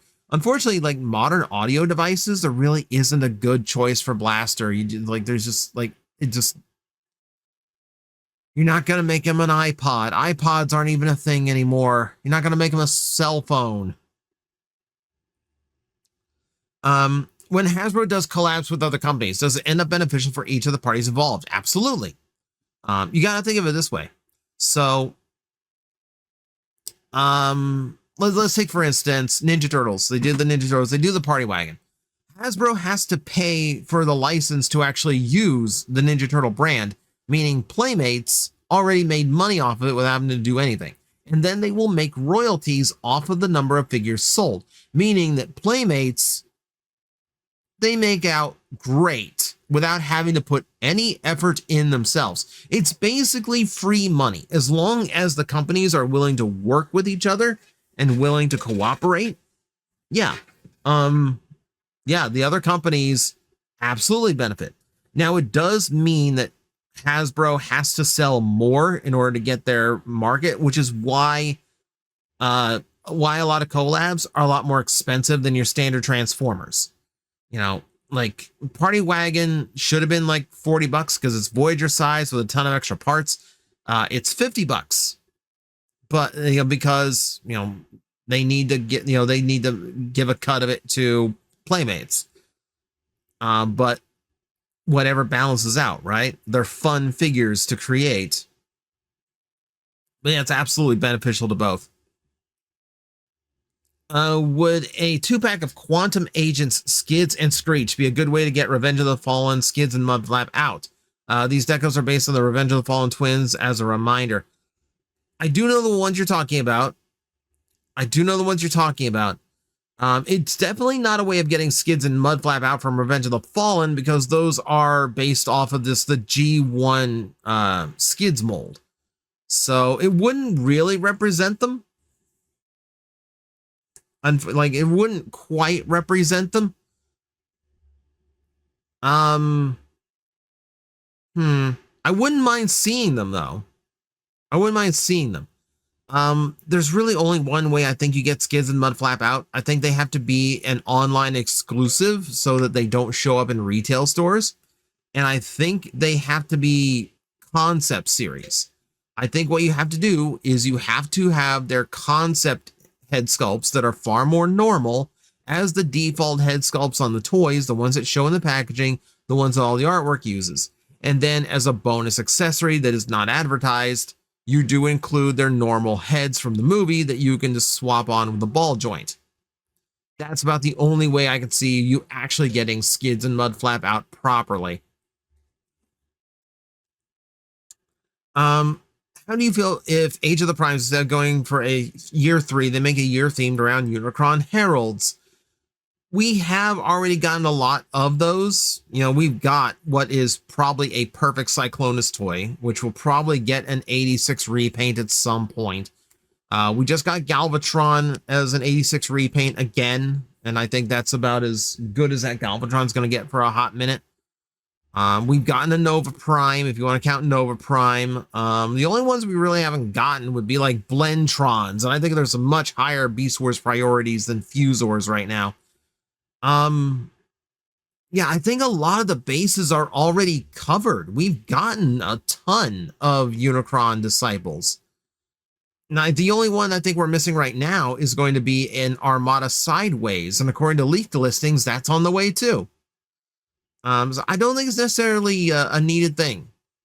You know, I think let's get the 13 out, call it a series, and then just focus on something else instead of just trying to come up with like the opposite and do it again, essentially. Do you think the recent Studio Series Sentinel Prime will look good as Senator Ratbat? Potentially, yeah. I do like how Ratbat ends up being like Scourge repaints. Those tend to come out looking pretty good. Those tend to look pretty good. The Sentinel Prime's got the wings for it. That's to his favor. I don't know. That's a tricky one. That's a tricky one. You might be able to make it work. You got to remember, Senator Ratbat was not a combatant character. He literally was just a senator. Meaning that like all the weaponry that is on that Sentinel Prime toy, that might be an issue. That doesn't really go in with the character's thing, but on a visual, you might get it. You might get there on just the visuals. Since we already had animated Motion Master, which molds would you remold to complete the set? I wouldn't, because animated Motormaster is a remold of an animated toy. I wouldn't really do any of those unless we got brand new animated versions of all the other ones that are in that set. So a Lockdown, not the new Lockdown from the Star Raiders. That thing's terrible. Not the Lockdown. Like, we would need a brand new animated Lockdown. We would need a new Jazz. We would need a new Rodimus. We would need a new RC. Now, we do have the guy who made all that stuff coming back to Hasbro, so it's more likely that we're going to get them. But for the most part, for my money, I wouldn't remold anything current. It would have to be completely new molds of the ones those were originally designed after. Doing anything else would really cheapen those out. Keep in mind, we're talking about some of the last animated figures Derek Wyatt ever worked on. Let's not disgrace that by mucking them up and trying to make normal Generations toys work as animated figures, because frankly, it doesn't work. We see with the brand new Wreck Guard that's about to come out, it doesn't work. It really doesn't work. Do you ever think we'll get new versions of the Combiner Wars extra members, i.e. Rook, Off-Road, Alpha Bravo, etc.? So the interesting thing is that Evan was actually approached about those extra characters, and he really likes Rook. And his quote with Alpha Bravo is, "You don't have to worry about Alpha Bravo." So it really wouldn't surprise me if they didn't do some like quick like repaints or little retools here and there to actually cover some of those characters. You know, Alpha Bravo, that's an easy Vortex repaint. And I could see that coming out as some kind of weird exclusive for like Pulse. And of course, it uses the same connection points as the aerial bots. You actually could just make him a swappable arm for Superion. I think we will get that. Now, the rest of them, no clue. Like, Off-Road really is just a cheap version of Wild Rider, but a truck. So that one's a little bit harder to do. He doesn't strike as like a new identity the way Alpha Bravo and Rook do. He really is just a stand-in. He really is just a stand-in for Wild Rider. Do you ever think that the Anabots would ever be used in any future fiction, such as comic books, cartoons, games, etc.? I will be honest. I don't know what an Anabot is. I genuinely do not know what an Anabot is, so unfortunately I do not have an answer for you there. And I forgot to make this capture a separate window, so I can't quickly I can't quickly TF wiki it. You said Lockdown is your most wanted animated reissue. How high does Shockwave place on a list of potential 20th anniversary reissues? Exceptionally high. I would probably put Shockwave at like a number 3. I really do regret getting rid of my purple one. My in between those two, between Lockdown and Shockwave, probably Ultra Magnus. Probably Ultra Magnus. Would Wild King be a great opportunity to make a new Energon Optimus toy, given his limb drones are all similarly proportioned? You could. You absolutely could. It is a very similar structure to how Energon Optimus worked, isn't it? I feel like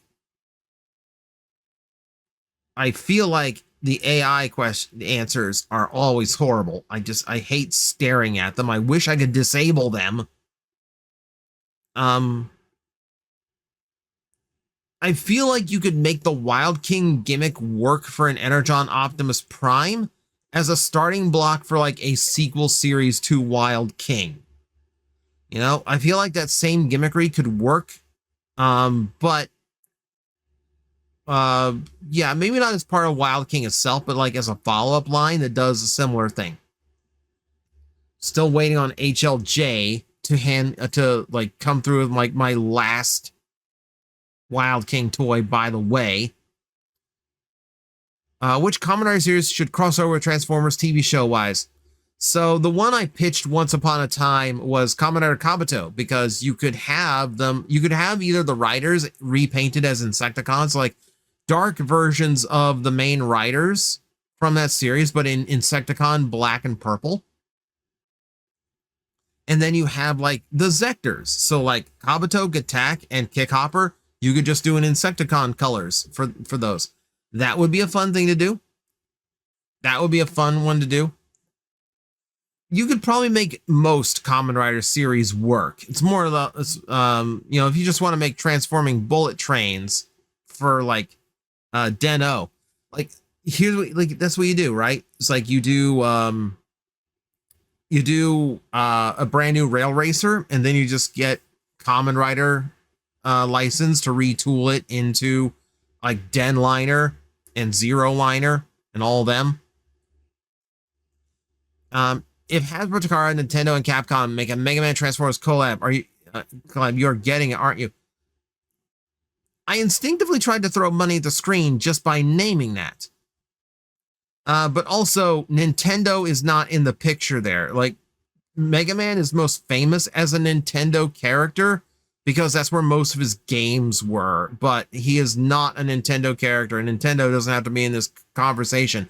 And that's for the best, because Nintendo hates playing ball with other companies. You know, that's why we don't have Samus in Fortnite by now.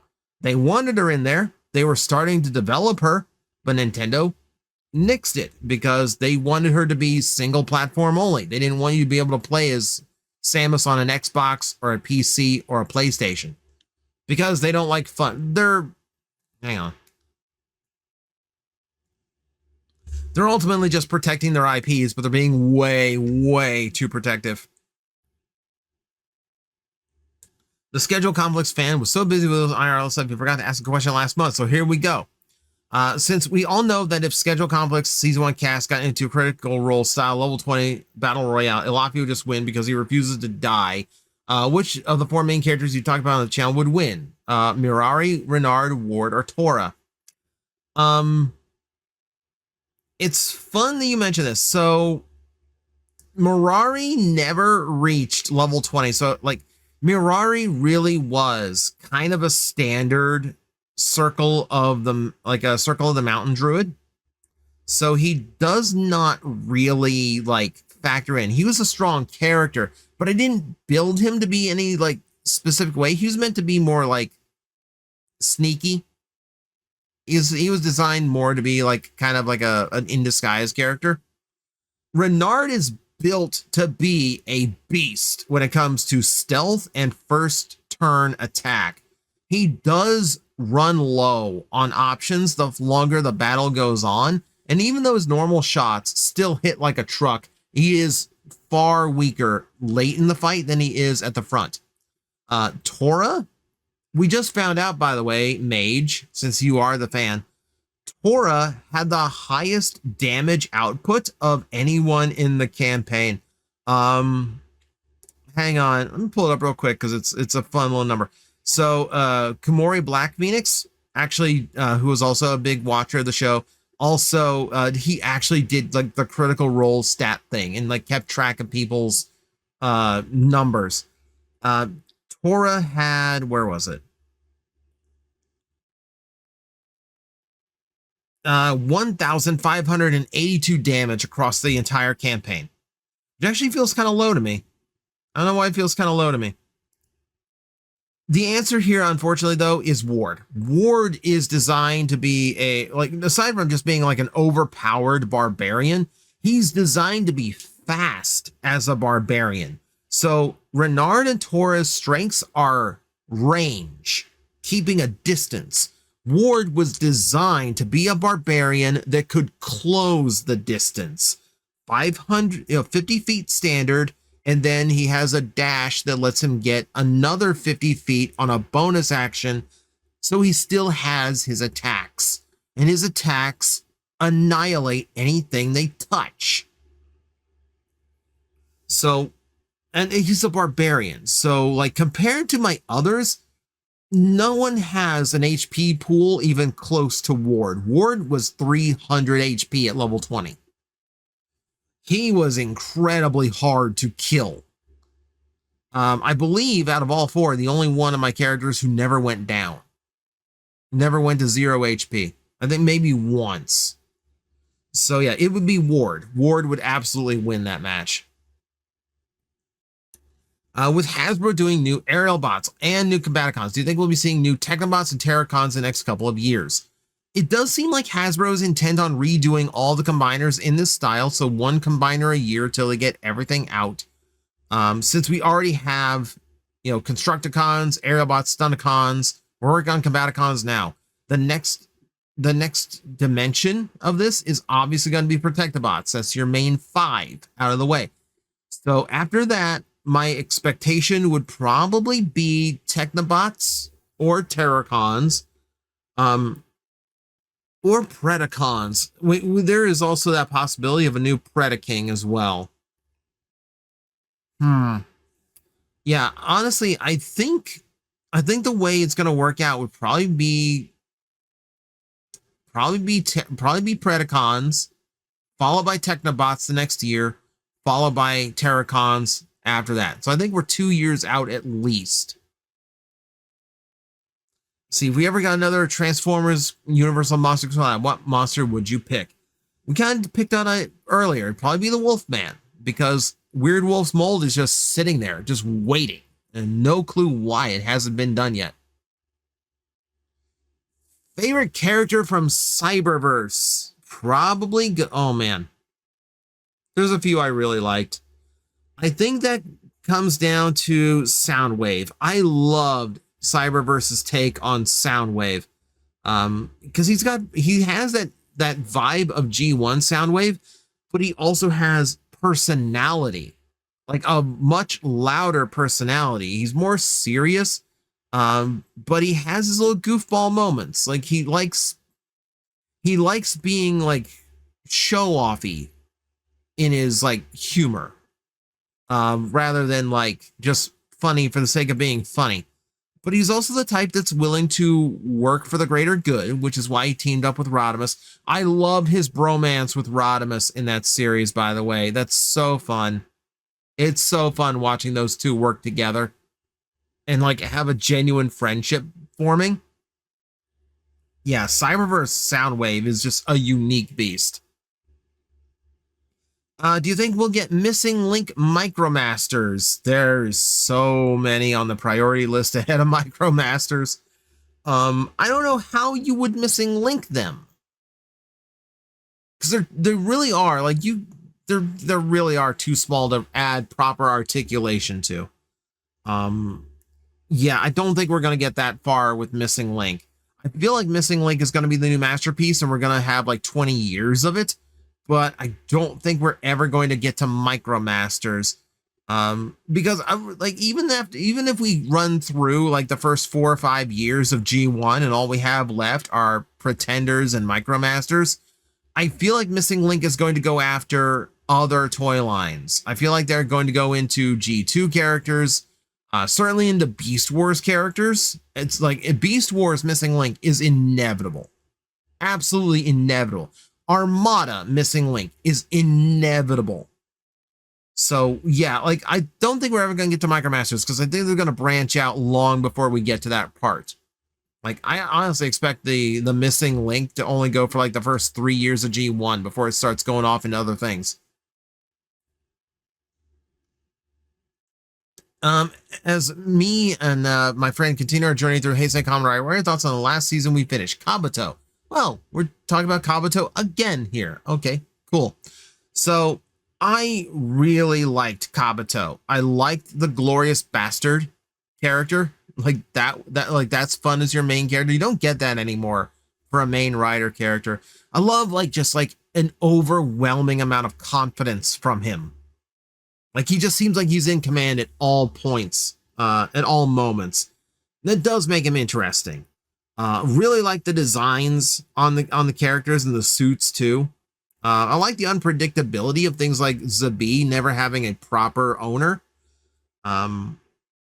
Yeah, like I really liked Kabuto. Kabuto is like one of those I recommend to people who want to try out Kamen Rider, but they like a more serious series. Like Kabuto to me is a more serious rider series. Who would win, Frieza or Kamen Rider Evil? Evil is capable of reshaping an entire universe, which is more than Frieza can do. But then again, I don't think Evil could crack a whole planet by blasting it, which is what Frieza's capable of. I think Frieza takes that one. Because Frieza could blast a planet apart when he was in his final form. He could do it when he was in his base form. Now he's gotten all the way up to Black Frieza, which is stronger than both, Ultra Instinct Goku and Ultra Ego Vegeta at the same time. So yeah. I don't know how to better word this, but is your VTuber persona always going to be in character? So Magnetar is usually in character, and the way I do it is I have a voice changer. I have a voice changer that I like to employ. And if it's out of character, I will turn the voice changer off. If it's in character, I will leave it on. I do the occasional streams where the voice change, where it's all out of character. So like if I'm doing a date night with my girlfriend on stream, or if I am, if I'm doing Fortnite on Friday nights, we aren't in character for that. It's usually just Monday, Tuesday, Wednesday afternoon streams where Magnetar is in character. And even then I'm very loosely in character. I'll still answer you as TJ. But he is just like very loosely in character. So like, I do like playing in character though. I do like playing in character when I feel like it's the right opportunity. Which was your favorite achievement in Hunter, and have you followed their stuff after AH and later Rooster Teeth as a whole closed? Well, it's coming back. Rooster Teeth is opening again, so we'll see if that changes. My favorite was always Gavin. Like the funniest moments seemed to come from him because he was either incredibly dumb with how he played, which by his own admission sometimes was completely intentional.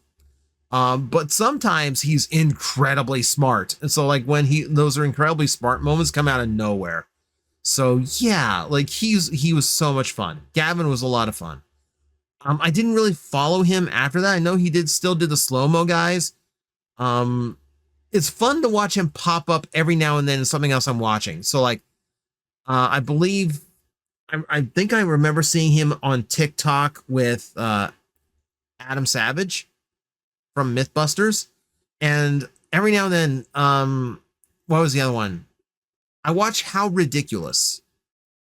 Like the guys who like started off their YouTube channel by just like dropping things off a huge tower at a test facility, who do crazy things all over the world now.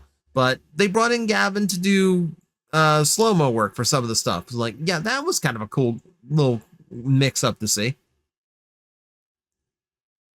What is or was your plans for a yearly Halloween video on the channel? So I didn't do a Halloween video this year, usually because my ideas for Transformer Halloween stuff, we've done it before, like how Halloween is touched on in Transformers, going over Transformer costumes one year.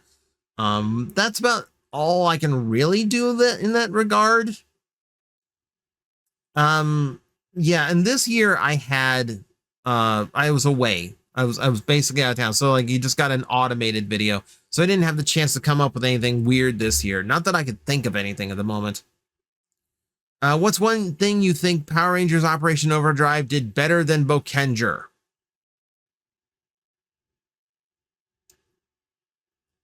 What are your favorite and least favorite Shattered Glass color schemes? For least favorite, don't just go with ones that haven't changed from the original colors. Okay, so you immediately took out the worst one. You immediately took out the worst one, which is Jazz, who's literally the exact same color scheme. They just changed his labels. If I'm thinking about this now, I don't know. G-Axis with a bright yellow never quite worked for me. It's just too bright. That one felt off. I know there's uninspired ones. I know there's ones where like I looked at that and went, "You really didn't think that through, did you?" I think Skywarp had one I didn't like because it just didn't feel like an inverted Skywarp. But I know I might be misremembering. That's a very difficult one to come up with. Favorite.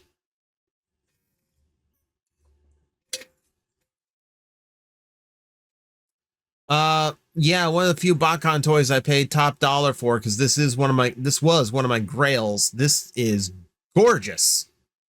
This is absolutely gorgeous. Yeah, so that makes for a pretty easy answer on that one. The design team has made some great figures of Springer, Sandstorm, and Blitzwing. Do you think they'll do a good job of making a broadside and Octane toys if they ever get to them? So, you posted the video on my son's birthday. He loves reflectors, so thank you for that. I'm not sure if they have made a good figure for Blitzwing. The Blitzwing toys they make always have something like really wrong with them. I kind of still like the Titans Return one more than I do the 86 one. Well, no, that's not the 86. We're getting an 86. It's probably not going to be a new tool, though. It's probably just going to be the same toy. Just slightly different colors again. I have no doubt they will eventually do a broadside and Octane. I do think they'll be good, but they are, by their design, harder to do than the others. Broadside, Octane because of the cheating they have to do. Broadside because the size, the scale of getting broadside. You would have to make him Commander, which right now are completely taken up by combiners. Even with I know you're going to say Armada Jetfire is coming out. That's technically a combiner too. Or he'd have to be a Titan, which you would never get a character as low on the rung as Broadside to sell at Titan prices. So that's the tricky one. Broadside's always been super tricky to figure out.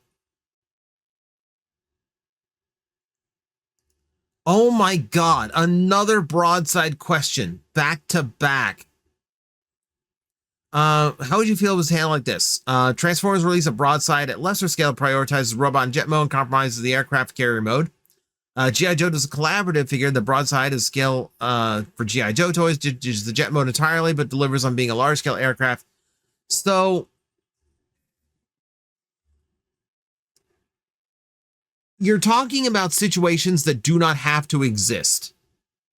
You do not have to do a broadside toy that completely ditches the jet mode, because then it's not broadside. Like, yes, it'd be a big, good-looking aircraft carrier that transforms. You would have so many people furious that you removed the part of him being a triple changer, because that's the whole thing, is he's a triple changer. And really, if you're going to do a G.I. Joe collaborative, that's a G.I. Joe toy scale as a collaborative aircraft carrier, you're talking about a 7-foot-long aircraft carrier mode in a transformer that would cost over $1,000. Not a chance, my friend. Not a chance. Not a chance. I can't say that enough. Not a chance. No, Transformers has to just release a broadside as a normal transformer with 2 modes. That's, with 2 alt modes. That's as simple as that. You don't have to compromise the aircraft carrier. You don't have to remove the jet. It can work. We have a third party broadside toy coming out that fits all of these criteria and work in his alternate head and design from Carnage and C Minor. This can be done.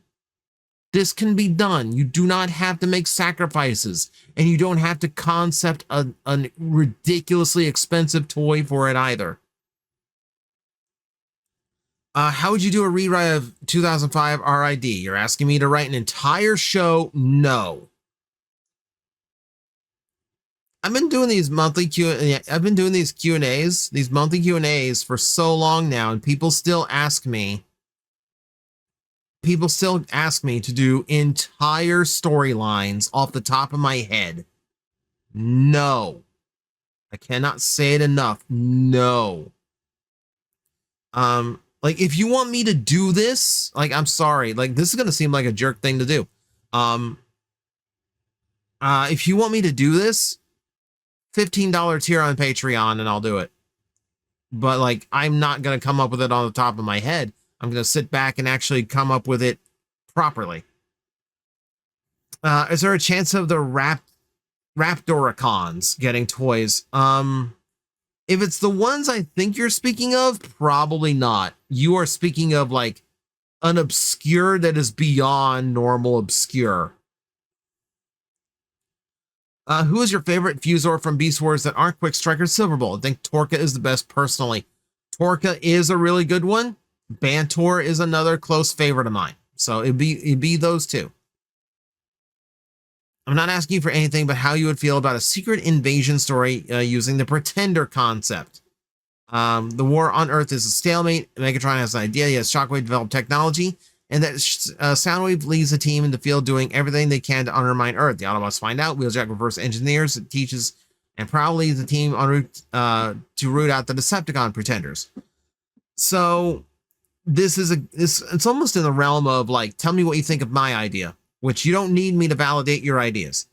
But in this case, this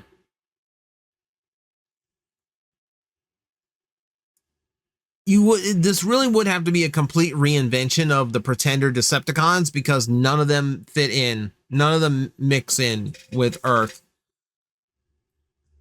So what you're talking about here, so if you do Pretenders like this, they're human size. In order to actually infiltrate Earth, they have to be human size, which means they're not going to be a whole lot of threat to a normal Transformer.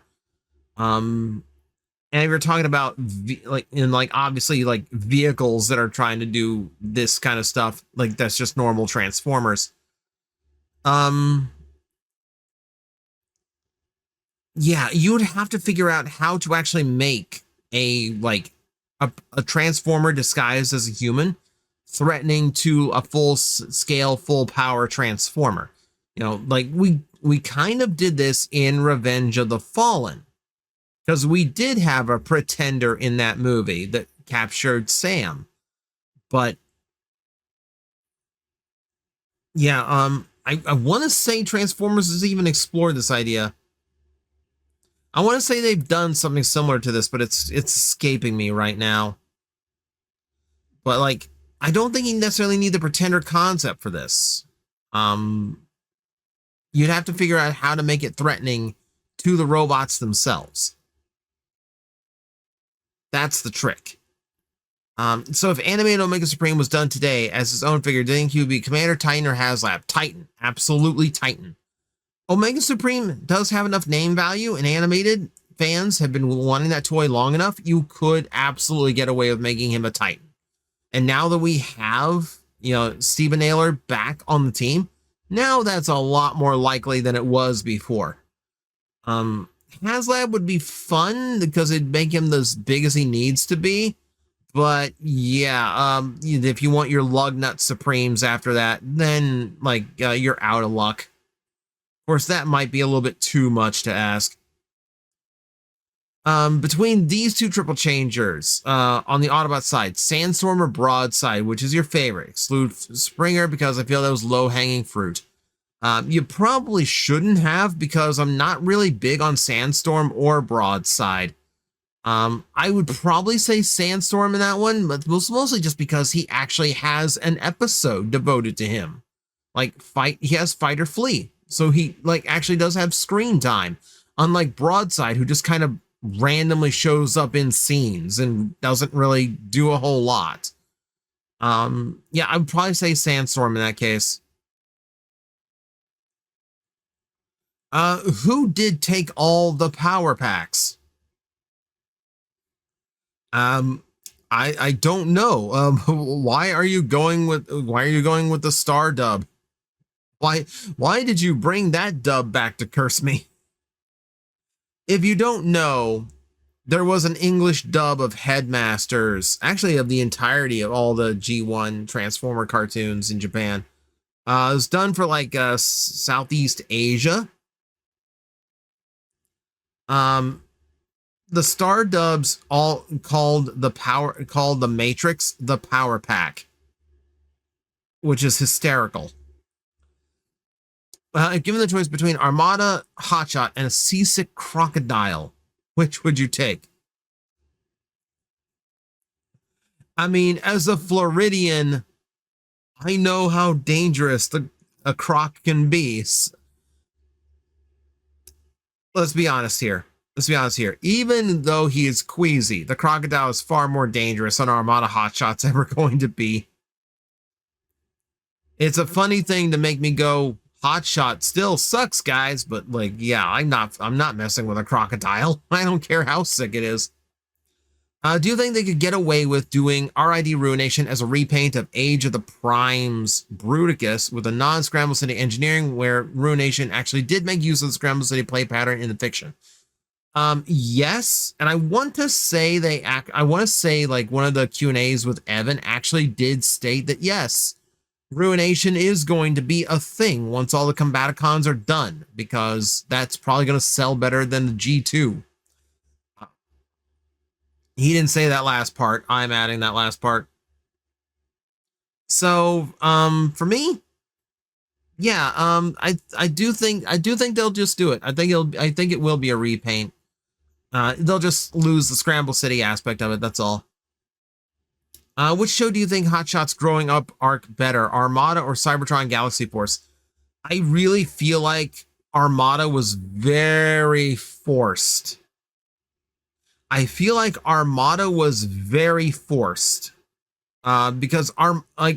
Hotshot really didn't come across as a serious character or like a leader capable character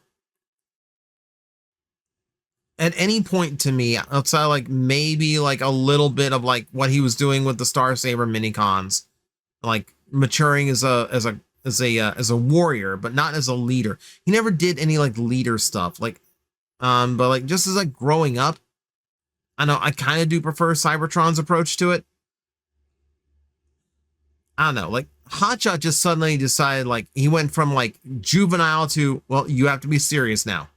Like, and I didn't get enough in between. Let's see. Do you think an anime series of the Dinobots versus Dinoforce is any good? I mean, you could potentially do that. It would have to be, I don't think it's an anime series, but like as an OVA, like just like as a 1 hour special thing, I think you get away with that. Just not as a full series. Because like you are going to overkill, you can overkill the dinosaur thing. That's why something like Dino Zone. So like granted, Dino Zone failed because the Dino Zone toys weren't that good. But also you can't do too much of the dinosaur stuff, or like you're just gonna make the kids bored at some point. What do you think about using the blockiest figures as game pieces and also using a 20-sided die while playing Transformers Monopoly? I mean, so I wouldn't use a 20-sided die while playing Monopoly because Monopoly is balanced to have 2 dice. Like that whole like rule where if you roll doubles, you can go again. And then if you roll 3 doubles in a row, you go to jail.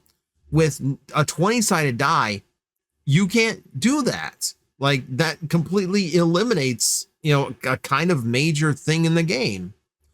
But using blockies as game pieces, that's all well and good. Use whatever you want. It's, like Monopoly can get tedious and boring as it is. Do whatever it takes to make it more interesting. Use whatever. Use Funko Pops for all I care, as long as it fits in the space. Retracts can become a spear with pincers. Would he have sold better if he was called Beast Wars Unicron? He's about as terrifying as Unicron, but no, I don't think there's anything you can do to make a transforming pill bug sell successfully. Using IDW Devastator, which other Autobot would you force combine into an other Decepticon combiner? Okay, if we're judging all those others. Okay, so like IDW Devastator went through 2 rounds of that. There was using Scoop as a replacement for Scrapper. There was that, and there was also Prowlistator, where Prowl became the head of it, and Hook had to take the place of the leg. If we're into that realm, see, the thing was like to replace a limb is easy. Like replacing a limb is easy, right? But when it comes to like replacing a torso, that's so much harder. Like in that sense, like yeah, like you could take a Thunderclash and have him replace Motormaster in the center of, like in the center of the Stunticons. But like, yeah, like that's about as close as you come. Like it's a lot harder to swap those in. It's a lot harder to swap in on the other ones because they're so specific. Well, I guess Devastator is very specific too. Who else would be good? Let's actually try to challenge this. Let's try to challenge this. Like we could throw like Double Cross into like pretty much any portion of the Terracons, like limb or torso, because hey, he's got the same 2-headed thing going on. Actually, him is the torso of oh man, why did I just blank on his name? Abominus. Him as the torso of Abominus might actually be kind of sick. You could use his wings as the chest piece. That would be cool. Michael Bay calls you and asks you to be a major character in the new Bayformers. Oh, I didn't know Bay was drinking that much these days, but here we go. He says you can create any role you desire, including voice acting, and play it however you want. How do you respond? I mean, I feel like I want to be the audience touchstone character because then I get to play out like my fantasies of just meeting Transformers. I don't necessarily think I would want to be a Transformer in the movies, though I would have an easier time voice acting than I would on screen acting. I will say that.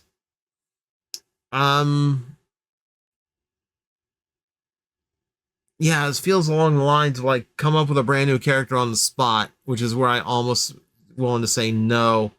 Um, yeah, like this just yeah, like I'm stumping here. Like I don't think I want to play a Transformer, but then again, I also don't want to be on screen. So that's a weird dichotomy. Maybe as a sidekick character. Maybe as a sidekick character. What are the odds of us fans getting a proper transforming G1 Autobot X and post-explosion Cyberverse Shadow Striker in a near future toy line? So I think the only way we're getting Autobot X is if we get a Cyberverse Shadow Striker that's actually like screen accurate, because they have the same like Frankenstein motif going on. Keep in mind, Autobot X never transformed, so we could get a proper one just by having an action figure of it. You know, that's kind of the thing that Transformers Red should have done. But for Shadow Striker, probably unlikely. Cyberverse did not have enough of an impact, I think, to get like Generations-esque figures. We only got that one Shadow Striker because they're playing off the idea that the original Shadow Striker was a repaint, or actually retool, of Sideburn. And they needed a pre-tool for Sideburn to make sure that mold actually sold well. But yeah, like an asymmetric figure like that would be so hard to figure out the engineering on. I don't think we are ever going to get that, honestly. What would your thoughts be if there were Build-A-Rule toys based off of titanium figures? Well, at least they hold together better. That's about all I got. This is another one of those like mix the things TJ hates and see what happens. Truth is, when you do things like that, I really don't have much to say. Honestly, because it's like, I don't know, it's two things I really hate. What do you do? Like, they're gonna be as like, it doesn't matter what the Build-A-Rule toys are based off of. Every Build-A-Rule toy is kind of terrible. So, like, yeah, like, would you ride in the air with Kirby? Let's see. Let's see how much talking I've done today. I've almost gone through the bottle of water. We're not done. I mean, if Kirby was giving me a ride somewhere, sure. I will admit I'm not really that interested in Kirby Air Riders, but no, I mean, I wouldn't turn down a ride with Kirby. Do you think they should introduce a new third faction in Transformers? Not something for the Autobots and Decepticons to team up to fight, but a new team with their own goal. It's kind of hard to do that because, like, you basically have good and evil, and your third team is just civilian. That's basically what you boil down to, is like when you're not the good guys or the bad guys, you're just the ones in between. That's civilian. The only other examples you have of like in between characters with their own goals is the Quintessons and the Mercenaries, and they started doing stuff with the Mercenaries and then abandoned it pretty quickly. So we still have not gotten that fleshed out properly as like a third faction. But it is difficult to come up with like what would be a third faction that wouldn't just be like another set of bad guys for the Autobots or another set of good guys for the Decepticons.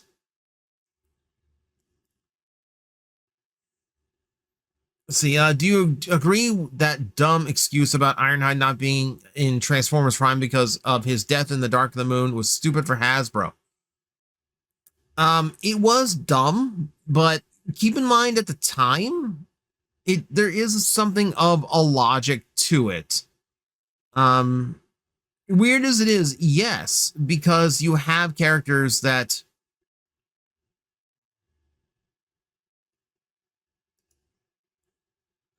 you do have characters that were I mean, I'm losing track of my thought here. Is late. I've been talking for a long time.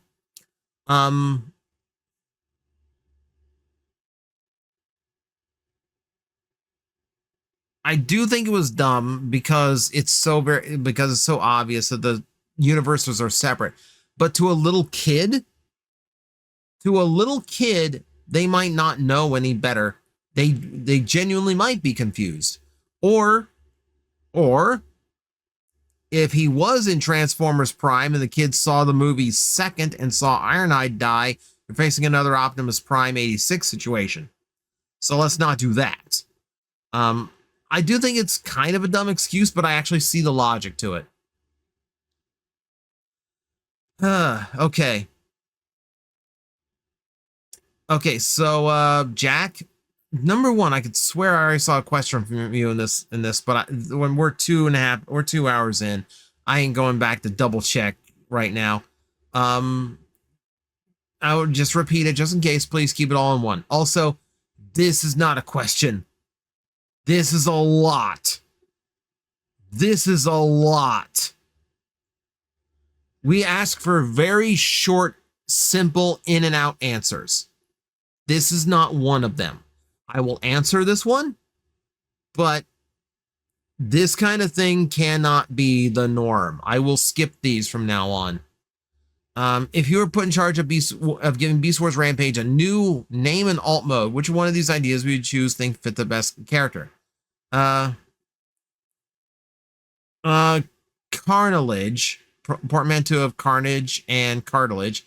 Alt modes: alligator, snapping turtle, and armored UFO. Very, very Gamera of you. Shell Shocker. Alt modes: armadillo such as never heard that before. Battleship. Name: Carrionus. Bearded vulture, goblin, shark, fusor, submarine gunship. Carnatrax. Orca whale, rhinoceros, fusor, hover tank. I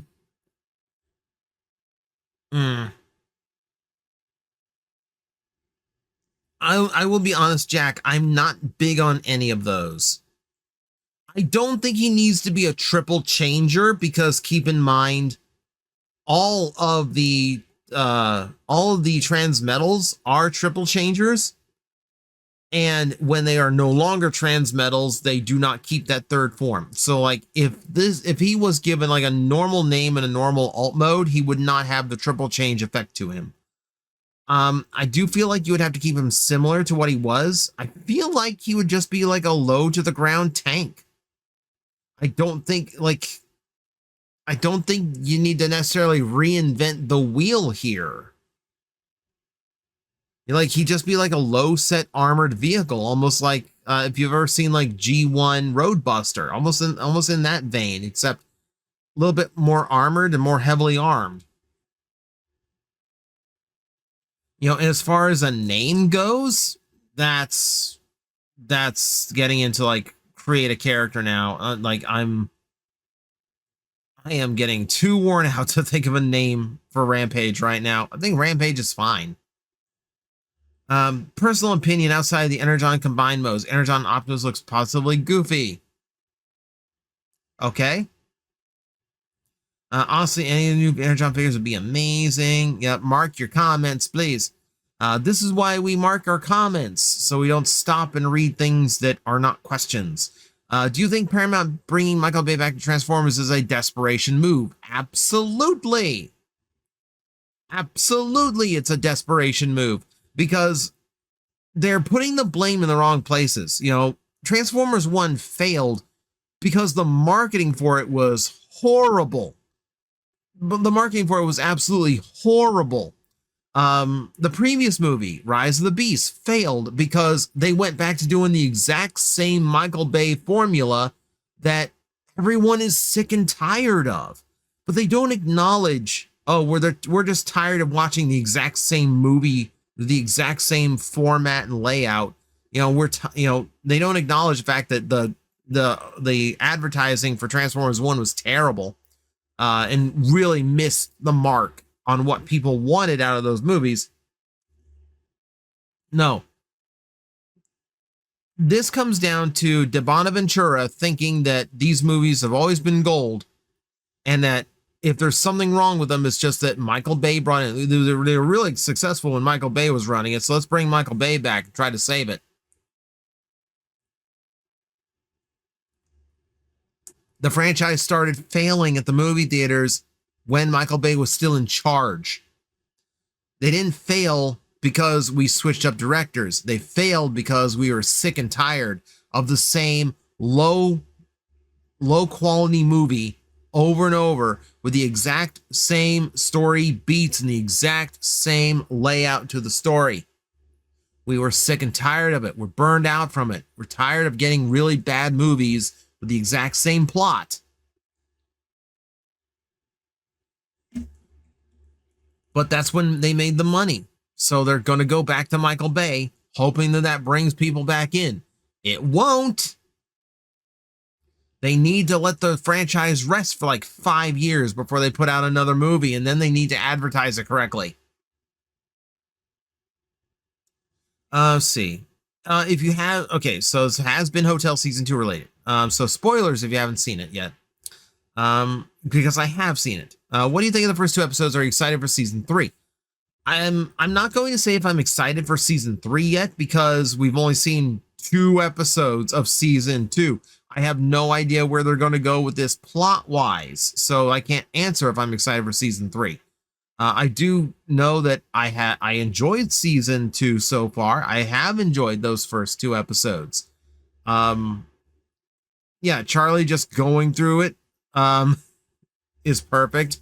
Serpentious wanting to get back into hell is great. Just like to see his character growth in full display.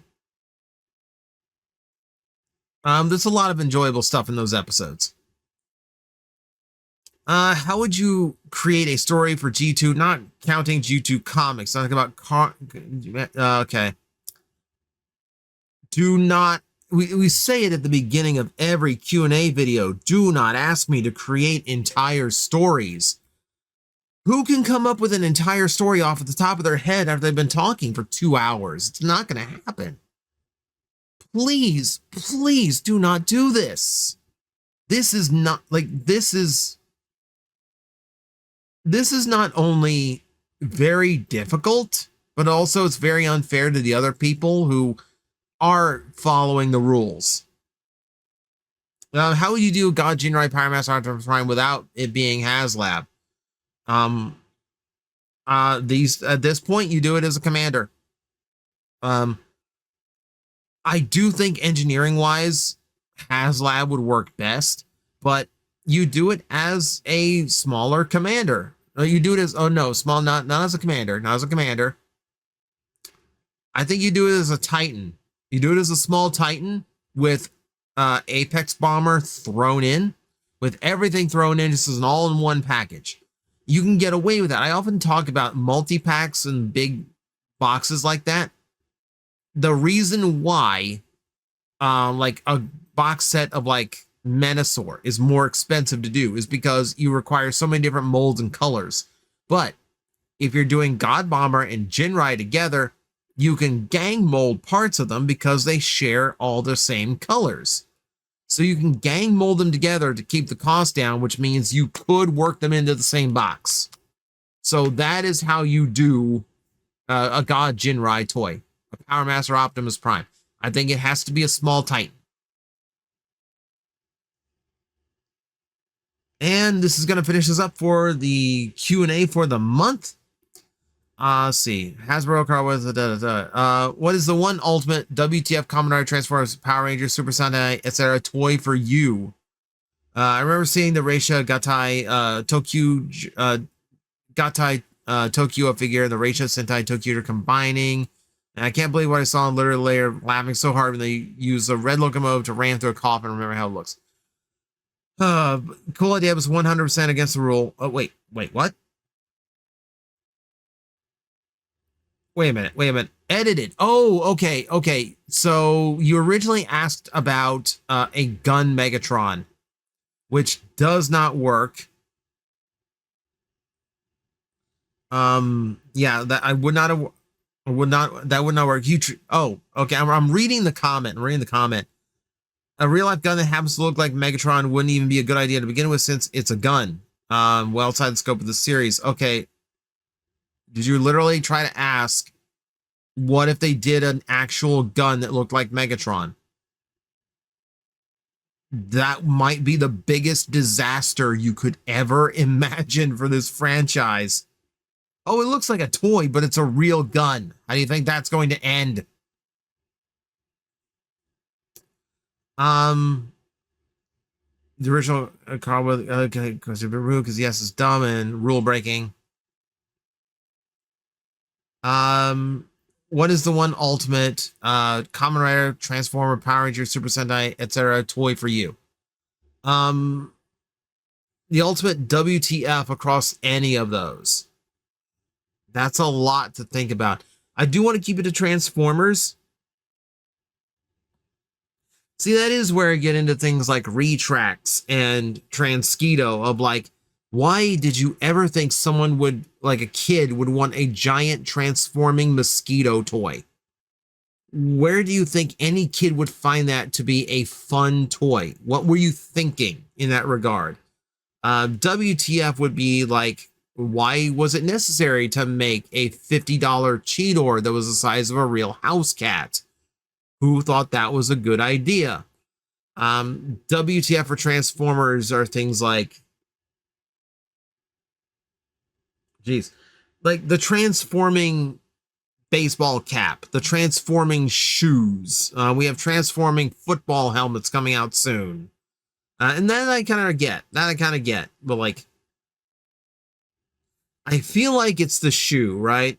There's also a popsicle. There is a Transformer popsicle toy. That's where I kind of get like, really? Really? That's on the table now? Oh, sure. I guess. But that's what I think of when I think of like WTF Transformer toys. It's just like the crazy alt modes they think, that they think of, and like, don't think that they shouldn't think, they think about they can do it, but they don't think that if they should do it. So that is the last question on the list, and that is going to be it for the Q&A for the month. Again, thank you for your patience. Thank you for putting up with what I felt like was a very negative one. I feel like I shot a lot of ideas down here. I apologize for that. I don't mean to be. But thank you everyone for watching. Again, if you have a question you'd like to have answered, please leave it in the comment section below. And as always, I will see you next time. Hello everyone, I am Astral Agent Magnetar, a Tokusatsu VTuber, and I am streaming 4 times a week over on Twitch, Monday, Tuesday, and Wednesday afternoons, and a special late night one on late Friday/early Saturday. So come watch, come hang out, and let's make an impact together.